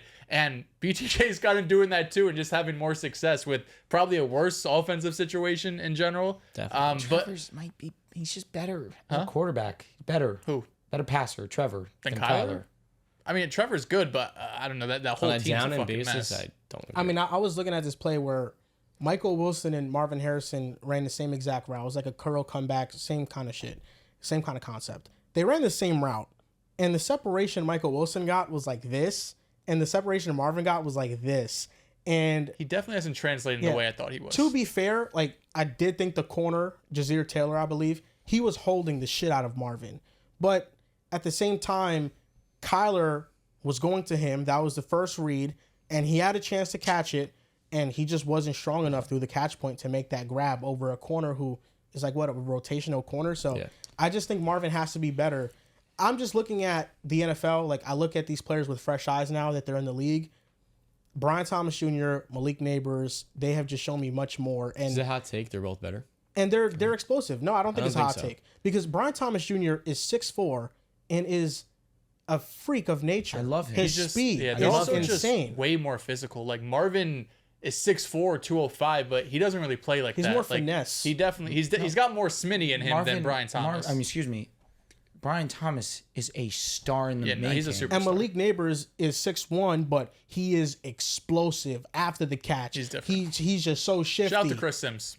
He knew. He knew. But Son of Marvin a Harrison bitch. Jr., like, listen, there are some legit reasons as to why he's not producing like the other rookies. He's not being used correctly in the offense. 100%, I get that. At the same time, you watch Marvin and watch him side by side with Brian Thomas Jr., Malik Neighbors. They kind of got that explosive pop to them that Marvin just doesn't. Listen, I love all three of those guys. I got two of them in They're fantasy. amazing. In Dynasty. They're all dogs. I really don't have a horse in this race. I'm rooting for all of their success. But I just think to put that statement out there, stamp it as early as it is. I think that statement will look great these next couple of weeks. Some really tough matchups. I think he has Miami. I think Chicago's in there, if I'm not mistaken. One more bad matchup as well. So these next couple of weeks, that statement's going to age well, but we'll see in that latter half of the season. One thing this NFL season's taught me, if you're drafting fantasy football and there's an LSU rookie wide receiver on the board, You send it? take him. Take him 2 or 3 rounds early. Just fucking take him. Yeah, Because facts. in so many of my leagues, I could have took Malik Neighbors. I took DJ Moore and Brandon Ayuk. I could have took Brian Thomas. I took him like 1 of 4 leagues. And now I'm looking at it like it's a no-brainer. If you find an LSU wide receiver and you don't take him, you're going to regret it. And whoever does take him is going to get a league-winning pick. To think also, those two were such dogs that they thought Jaden Daniels wasn't going to be as good because of it. So it's just like there was just overwhelming talent at LSU. There were lesser conversations happening, bro. Like less... Like you would occasionally hear that. You wonder Okay, why. so the stats I'm look, lying? No, I said you wonder why. You know? Jamar Jason. Jason. so look, Look the deeper. stats look better for the Knicks now. OG is now up to 4 points. Okay. And Mikal Bridges, he's at 14 now. He was at 7. All right. Yeah. So I'm gonna reword my tweet. I put Knicks against the Celtics before garbage time. OG Anunoby, 2 points, paid him $212 million. Mikal Bridges, 7 points, 1 for 6 from 3, traded 5 first-round picks. These are the wings we are expecting to compete with Tatum and JB. We got to be realistic. I don't That's the disagree. tweet. Yeah. Like, no, it's disappointing. OG, $212 million, 4 points, 2 points before garbage time. Thing is, you didn't pay him 212 to be an elite scorer. You paid him 212 to be the best defender Yeah, in the world. Tatum has You 37. pay him to be He's one of killing the him. best two-way And players. in the JP world. has 23. I'm looking forward to watching this game back. Honestly, I'm happy for you. Tatum masterclass was necessary. Fuck you happy for? I just really don't think the Knicks Love my brother. are. No. They can fuck with Boston. Fuck him. Yes. Wow. You, bitch, where's this come from? That was nuts. Caught me off guard. Wow. They just won a fucking championship. How are you still happy for him? I love Jaylen Brown. You want the Celtics to sweep I through the used Eastern to be Conference a again? Jason Tatum stan. I used to be. Yeah, then y'all motherfuckers were giggling over the Olympics. I won't forget that shit. No, also his playoff performance was mid. And Brunson has 2 assists before turnovers right now. 22 points. He's efficient. Yeah. He's not a playmaker. I said hit that under on the It's assist. just not- it's just not- We've known he's not a playmaker. No, I know that, but it's just we cannot beat Boston, bro. No. No, we're not. We good never enough. thought we did. Anyone think we could? Well, but they made the move to do that. Yeah, OD. That's why I was annoyed. But okay, last topic. More impressed with the Packers or disappointed with the Texans? The Packers beat the Texans 24-22, game-winning field goal. Former Bronco Brandon McManus saving the day. Shout out to I'd love McManus. to see that. Shout out to him for trying to save his The career. Lambeau leap too as well. Now, is it weird to say this game didn't move me one way or the other? The only thing I'll say is it caught up with the Texans. Finally, they lost a close game. The big standout, the Packers' pass defense was amazing. Rashawn Gary finally had his breakout game, his best performance of the season. I believe four pressures or 6 pressures. One of the two off the top of my head, I can't remember. 6 pressures, 1 sack, 3 hurries. He had himself a great ball game. I just think that the pass defense as a whole really did a great job of getting pressure on Jordan Love and really forcing him into bad decisions or forcing him in just to get the ball away. Like you mentioned, there was no pass offense whatsoever. Why I say I wasn't moved one way or the other, either which way, because the offense, I knew that the offensive line was going to be a concern. Didn't think it would be this much. I believed in the Packers defense coming in. They went out there and they performed. Their rush defense is concerning. Joe Mixon went out there and did whatever he wanted. Shout out to Joe Mixon. He has been a dog for them. 2 touchdowns, 4.6 a carry on 25 attempts. Really has been efficient for them. Really great signing for them. The defense for the Houston Texans, they showed out. Turnovers. They really got, for a majority of the second half, there was no offense. 7 punts combined from both of these teams. This was a defensive battle in the last 2 drives. You had the Houston Texans, and I'll give them the benefit of the doubt. When you needed a drive, they were able to get in field goal range. They were able to take the lead. But then you go ahead and you tip your cap to the Green Bay Packers for going out there and doing the exact same thing. I say that I'm not more moved one way or the other because I think we're starting to overlove the Houston Texans. It's because of the idea of C.J. Stroud, Nico Collins, of course, when he's in there. This is an awesome team. Stephon Diggs, Tank Dell. He's been more of an idea at this point. He really hasn't been that great this season. Broken fib too. The defense has been pretty great too, but the rush defense really has what stood out. And Josh Jacobs had one of his better performances. He was really efficient with his opportunity. The pass defense, to me, I'm not a huge fan, but again, they had some big plays on Jordan Love. I'm not a huge fan of the Texans long-term this season. I think they have moves to make this offseason to refine the squad, mainly on the offensive line, before they can take that next leap. Because, again, you go up against the real contenders. They're going to get pressure on CJ, force him into uncomfortable situations. And he's really great in those moments, but you do it throughout an entire course of a game, you start to see the offense unravel. And for the Packers, we've known coming in and what we've seen so far, what they were going to be. We believe that this offense would be great. Jordan Love has been a turnover guy so far this season, but he's also been a touchdown guy. And Josh Jacobs, although he hasn't been the most efficient, or outside of this game, really in the last couple of weeks, hasn't been the most efficient. He's been a positive add for them. You anticipate this offense to be great. Offensive line's been awesome. The defense, rush defense is a question for me. Pass defense definitely showed out this past week and has been really great for majority of this season. I just don't know if this game by the Packers against a team or in a game versus the Texans, where it was this close and your offense looked as sloppy as it did for a majority of the second half. So this game was impressive that they won, but outside of that, I don't know. I want to see more from them. It's a great win because you played a good team and you won. But for both of these teams, I just thought it was sloppy performances, and it's a scratch it out, claw it out type win. I was more impressed by the Packers, and I think the Packers showcased something that they haven't showed me all season long. That Jeff Hafley is a great defensive coordinator. And all of the priors I had about this team coming into the year and projecting what this defense was going to look like with this new scheme change, now we're seeing it come into fruition. We're getting positive regression from their better players. Kenny Clark and Rashawn Gary had their best days, and before this game, they were very underwhelming. But Jeff Hafley is in the school of Brian Flores when we talk about disguising and manipulating protection packages. The Texans did not know how to block these at all. And Jeff Hafley, he would have some absurd ideas. Like he would have Rashawn Gary starting from the left side and looping around the entire offensive line while another player off the edge is blitzing. And it just overwhelmed the Texans, the confusion on who to block. There was a play where they lined up 7 players on the defensive line. 4 of them dropped back, so they only ended up rushing 4. But those 2 extra rushers came from the left side. Rashawn Gary was in front of Dalton Schultz. He looped around to the left guard, and Xavier McKinney shot from the edge, and he just sacked C.J. Stroud. You have these ways where they're just opening up their defenders to get free to the quarterback. Eric Wilson, the linebacker, had 2 sacks. One of them was just 2 linebackers blitzing through the A-gap, and he just hit the center to create a lane. And then you have the other linebacker stunt around him, and the running back didn't know who to block, and now you have a hit on C.J. Stroud. C.J. Stroud was pressured on 51.7% of his dropbacks. It made playing quarterback unbearable. You cannot play quarterback under those conditions. They held the Texans to 55 passing yards. If Joe Mixon wants to run for over 100 and I'm holding C.J. Stroud to less than 100 yards passing, by all means. I thought Joe Mixon had some great runs, and there was some undisciplined run defense going on with the Packers. But I did feel like when the Packers honed in on the run and they said, okay, we have to stop the run and we're not going to do these exotic looks and stuff, they were really able to stop them from running the ball. In that last possession where they forced a field goal. Yep. You know, that could have been a potential ice break-in moment where the Texans just win the game if they got a first down. I also say I was surprised they threw on 3rd down too. Milk more clock. Why did you decide not to just to keep running? You were really close regardless. They probably just wanted the first down. That's a fact, and to win the game. But Kaimi Fairbairn has been money.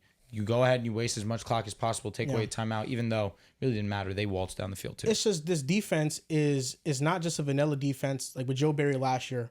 Soft zone, quarters, you know what you're getting. It's like, no, like we're getting after you, and we're going to get after you in multiple ways, and we're going to confuse the hell out of your offensive line and your quarterback and make you hold on to the ball 1 second longer.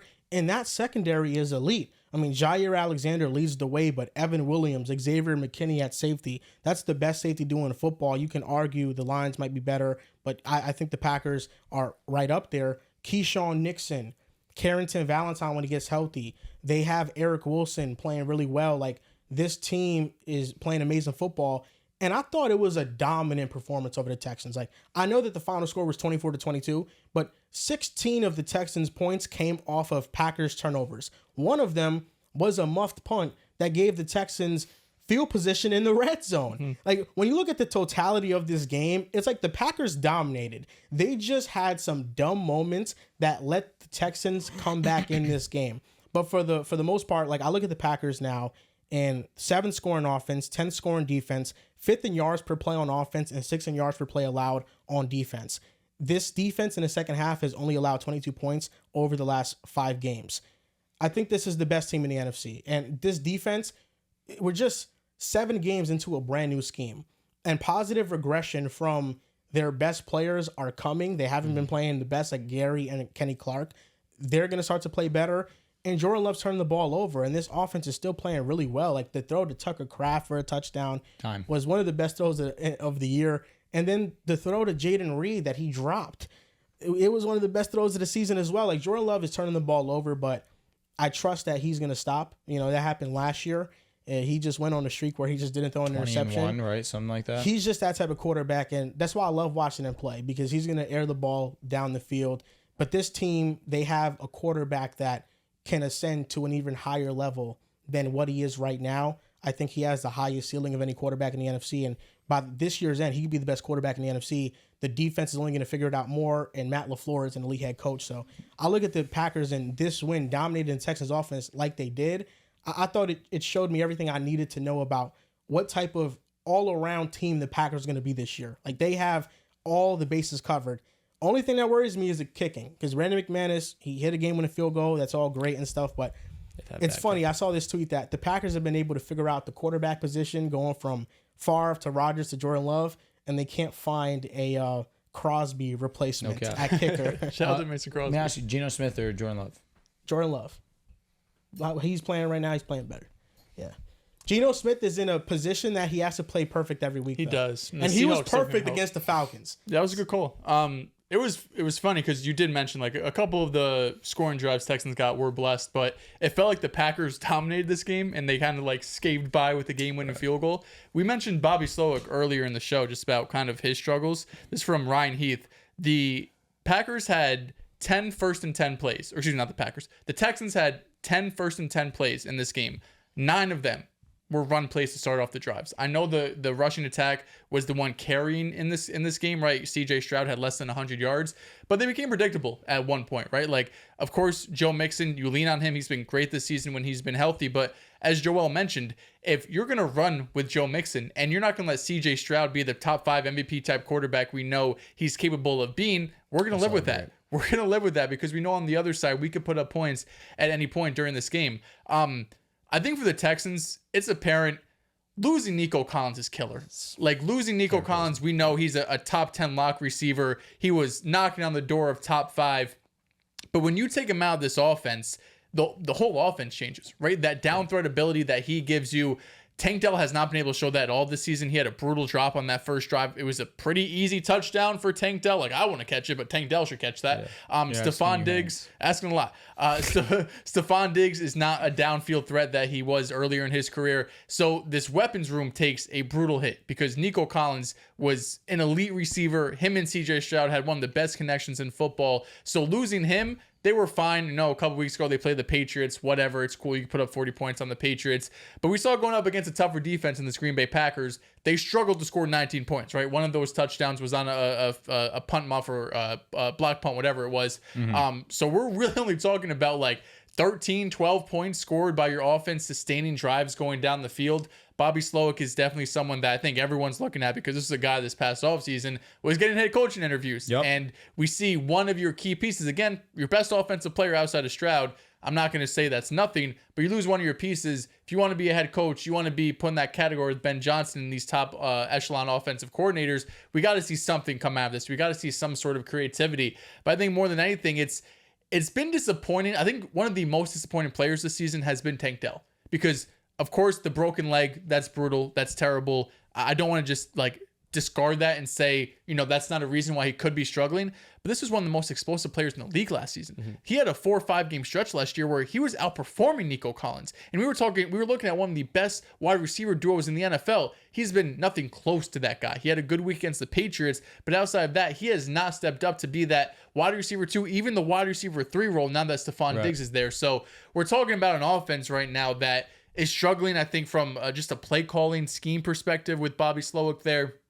And your weapons room, you entered this year with one of, if not the best weapons room in the NFL. You lose Nico Collins. Tank Dell's not been playing to expectation. All of a sudden, it's Stephon Diggs as like your real wide receiver 1, a wide receiver 2 you can't really rely on, and it's Dalton Schultz and kind of just a bunch of guys now. So I will say that I was impressed by the Packers, especially by this defense, because with that being said, CJ Stroud's still one of them dudes. For sure. Got to go out there and make plays. But the Texans are not really looking like that juggernaut, at least until they got Nico Collins back, which when he first went down, they said this could be a 6 to 8 week injury, right? This is a hamstring injury that he re-aggravated. So, of course, Nico, one of the best in the game. You're going to take your time with him. Luckily for them, they have a pretty good lead in the AFC South, so I think they could be patient. But yeah, they don't look like that powerhouse that we were expecting to enter the year. Right. This entire game, I felt the Texans' offense this year has been one of the more, I guess, disappointing groups in the NFL. It's been pretty terrible given the talent. I think what it really comes down to for both sides is that the Packers' defense is starting to put it together, and their pass rush is starting to slowly come alive, and their secondary special to hold CJ Stroud at 10 completions and 86 yards is pretty impressive, obviously. And when you look at the Texans side of things, coming this year, we're pretty high on this group. I think many of us are optimistic about their offensive line. It's been brutal. We look at their passing game has not been the same. It's like the one thing with Houston that we weren't really expecting to be the focal point. It's actually been the best part of their offense, and that's been Joe Mixon. Everything else we're so high on has been what's been so disappointing and actively held this team back in many different ways. I think this matchup just goes to show for Green Bay's defense that they're finally starting to get the most out of their personnel. And that's what's going to be in the playoffs, what uplifts Jordan Love in an offense, which has a lot of playmakers. It's one of the most efficient groups. But I just come back to Houston, and every single week I felt more and more like there's just, without Nico Collins, it's like when the Eagles lose A.J. Brown.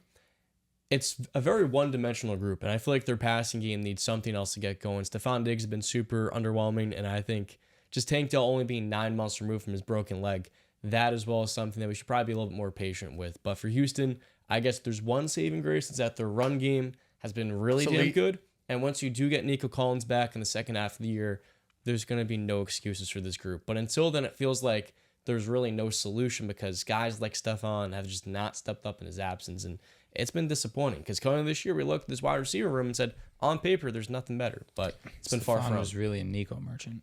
I hate that for him. And the last thing I'll say about just this game in general, Got pain in my fucking ass. I didn't think CJ Stroud was bad No, at all. I understand. He had 0 turnover when he plays. He protected the ball. There was nothing for him to throw. Like, there was nothing. Mm-mm. Like, everything was locked up down the field. And when he had time, when he didn't have time, it was very quick. Like, the pressure was in his face, like, immediately. And then when he did have time, when he tried to scramble out the pocket, there was nothing open. So it was really nothing for him to do out there. Like, it reminded me last year, like Joe Burrow against the Browns, week 1. Like, it's in the rain, pass rushers just kicking your offensive line's ass. There's just nowhere for you to go with the ball. Can I ask you, do you think McKinney has a chance to win DPOY? No. Like 0? No. Even though every single week he's making a play. Well, you know what I mean? Aiden is out of the picture now. Agreed. Right? I So think It's pretty open. TJ, Dexter Lawrence is number 1. PS2, number 1. Dexter Lawrence is he number has, 1. like, what, 9 sacks? TJ's been OD. I am a Steelers fan. Dexter Lawrence is number 1. TJ TJ Watt's game number 2. breaking. Dexter. I've watched every snap of TJ, and then I've watched half of Dexter Lawrence's snaps. Dexter Lawrence is the defensive player of the year. I think Dexter Lawrence is the right best defensive player in football. Right now, he is. TJ number 2, I'm with you. You want to put a guy like Surtain number 3, you can entertain that. But that's what I'm saying. McKinney, Dexter Lawrence right now has to be the defensive player of the year. I'll say this, though. I mean, I think get it. defensive Do you see how player much of the year, attention he's I'm not getting? passionate. Even what still. type of attention does TJ draw? I mean, it I just think hell matters. like every other play. It matters, I think, record in this. You know, Myles Garrett won last year. The Browns won 11 games. I think if Pat Surtain and the Broncos, if they make the playoffs, Pat Surtain will win DPOY. And think there's a good chance. will Yeah. come. I think 100% he'll win. Like, Dexter Lawrence, yeah, he'll have the numbers. Their but defense What if still Dexter pretty good gets without like him, though. 17 sacks? Against the Saints. that's He's, insane. I mean, right now, Against the Dexter's on Chargers pace is not for good. fucking damn near 20. No, yeah, he's getting double teamed like on 61% Yeah, of he's his a plays. freak. Like, look at what. Well, I guess I can't say that because the offense. Really, I mean, the defense for the Cardinals didn't look too great against the Chargers. They just clutched up in the red zone. But outside of that, they gave up 15 points, and we let Justin Herbert go bonkers against us without PS2. Yeah, I mean, Herbert had like 300 some yards That's last what I'm saying. night, He but dotted up. and honestly, I don't know how many incompletions he had, but at least 8 of them were drops. Yo, John, you needed that Cardinals win. Taking the Bucks was bold. Taking the Cardinals was also bold, and it worked. Can I tell you something? 2 weeks ago on the graphic, I picked the Bills to win. We didn't post a graphic, right? Well, No, we didn't. We did not. did I or forgot to. I had it made, though. I picked the Bills to beat the Jets. I didn't see the second slide of the graphic. I don't think we sent in the chat to confirm. My pick was labeled as the Jets, so I just switched my pick on Sleeper to the Jets, and the Jets ended up almost winning. I was like, oh, I'm a genius. Then they lost the game. I was like, damn, that was a fucking win I left on the table because I really felt the Bills would win. But I do hate that yours, like the shit is messed up because I don't know what's when. Well, I do know because It's one less. It's one less for both. yeah, It's one I less wish for you both. could One go less in. for him, Who's him are you and Riv. commissioner of that? Can you I just let you can't. change it? I can't. I tried. Yeah, Riv is also one less. Yeah. So I've all those. been three That of brother's us. cooked. These last couple of weeks, I've been lost. I've just got to stop. Like Joel, like he's behind us because every single week he's just picked against the Steelers, and every single week he's been wrong. I just need to stop doing that. Well, with you the picked random against games. Steelers this week too. I did. Only I did game. reverse jinx them. Yep. Reverse I jinx. listen. Yep. That's what I got to start doing No with the regrets. Jets. But I want to give you a stat before we finish. Dexter Lawrence this year has been double teamed on 63% of his snaps. He's a goat. Close. Guy's got 9 sacks at defensive tackle. No, yeah, he's fucking ridiculous. He's the greatest. This is Now, the one of the Knicks best lost. pass rushers I've ever The seen. Celtics were 1-3 away At from setting the defense record. They missed like 10 in a row, apparently. No. The Celtics? Yeah. I went to their game last year against the Pacers where they dropped 155. They Can, attempted 61 threes. can I also 155 say, points. I have Tatum in a points league. He has 82. Holy shit. Well, I 82. have him in the league we just did. I got to lock him. Oh, D, I'm interested. How many points does he have? You're going up against me. Yeah. Fuck. 60. Jesus Christ. Nah, yeah, freaking we lost 132 to 109. Timberwolves up next at 10. Timberwolves Lakers. Yeah. Here we go. Wrap it up. I got a game to watch. Yeah, I have this is what I'm gonna share. I have the same game parlay. Anthony win. Edwards over 25.5 points. Lock. Okay. I have Dante over 2.5 threes. Okay. We'll see. I have Julius Randle 4 Under. plus assists. Done. You know, playmaking. Done. second That's Yeah, I him. like that. I like That's that. him. And then I have Timberwolves money line. Do you have anything Lakers casual? No, You're losing. ruining all the Wrap it way up. against you guys. Wrap it up, man. $25 What's for 2 Ronnie's under 2. line at? Let me see. If 1.5? he even has 1.5 points. He's going to score a bucket. Does he get a bucket? Okay. Honestly, they probably don't have lines for him. There are no lines for Yeah. him. For him Dalton to score- connects at 6.5. Are you on FD? I'm on FanDuel. Oh, dude, most definitely he has lines. There's lines. Bronny? Bronny? Yeah, Bronny. Yeah, I saw the Really? whole I don't episode. think a 55th overall pick has ever played before in the season opener. Well, No, get I don't ready. see any lines for him unless it's like an alternate point. I highly Imagine doubt it's just the Bronny James category. Low-key, I wouldn't be surprised if FanDuel did that shit. Yeah, that'd be dick sucking. No, they don't. They don't have Bronny. At least I didn't see. Oh, wait, Bronny James featured props. They definitely do. Bronny over 1.5 points is minus They have Knicks prop in 135. that too. Minus 135, He's they're scoring. crazy. I just don't know if Bronny to he's score playing. 5+ points He's is locked to get plus Plus 330. 330. Yeah, I know too much. 1 plus made 3 plus 145. That's not that bad. He'll be left open. So He will be. That's crazy. yeah, Maybe maybe my goat shines. Maybe I might bet on that. That's gonna do it for episode 420 of the Pick Aside Podcast. You guys can follow us on Twitter at Pick Aside Pod, on Instagram and TikTok at Pick Aside Podcast. Thank you guys for watching, and we'll see you guys next time.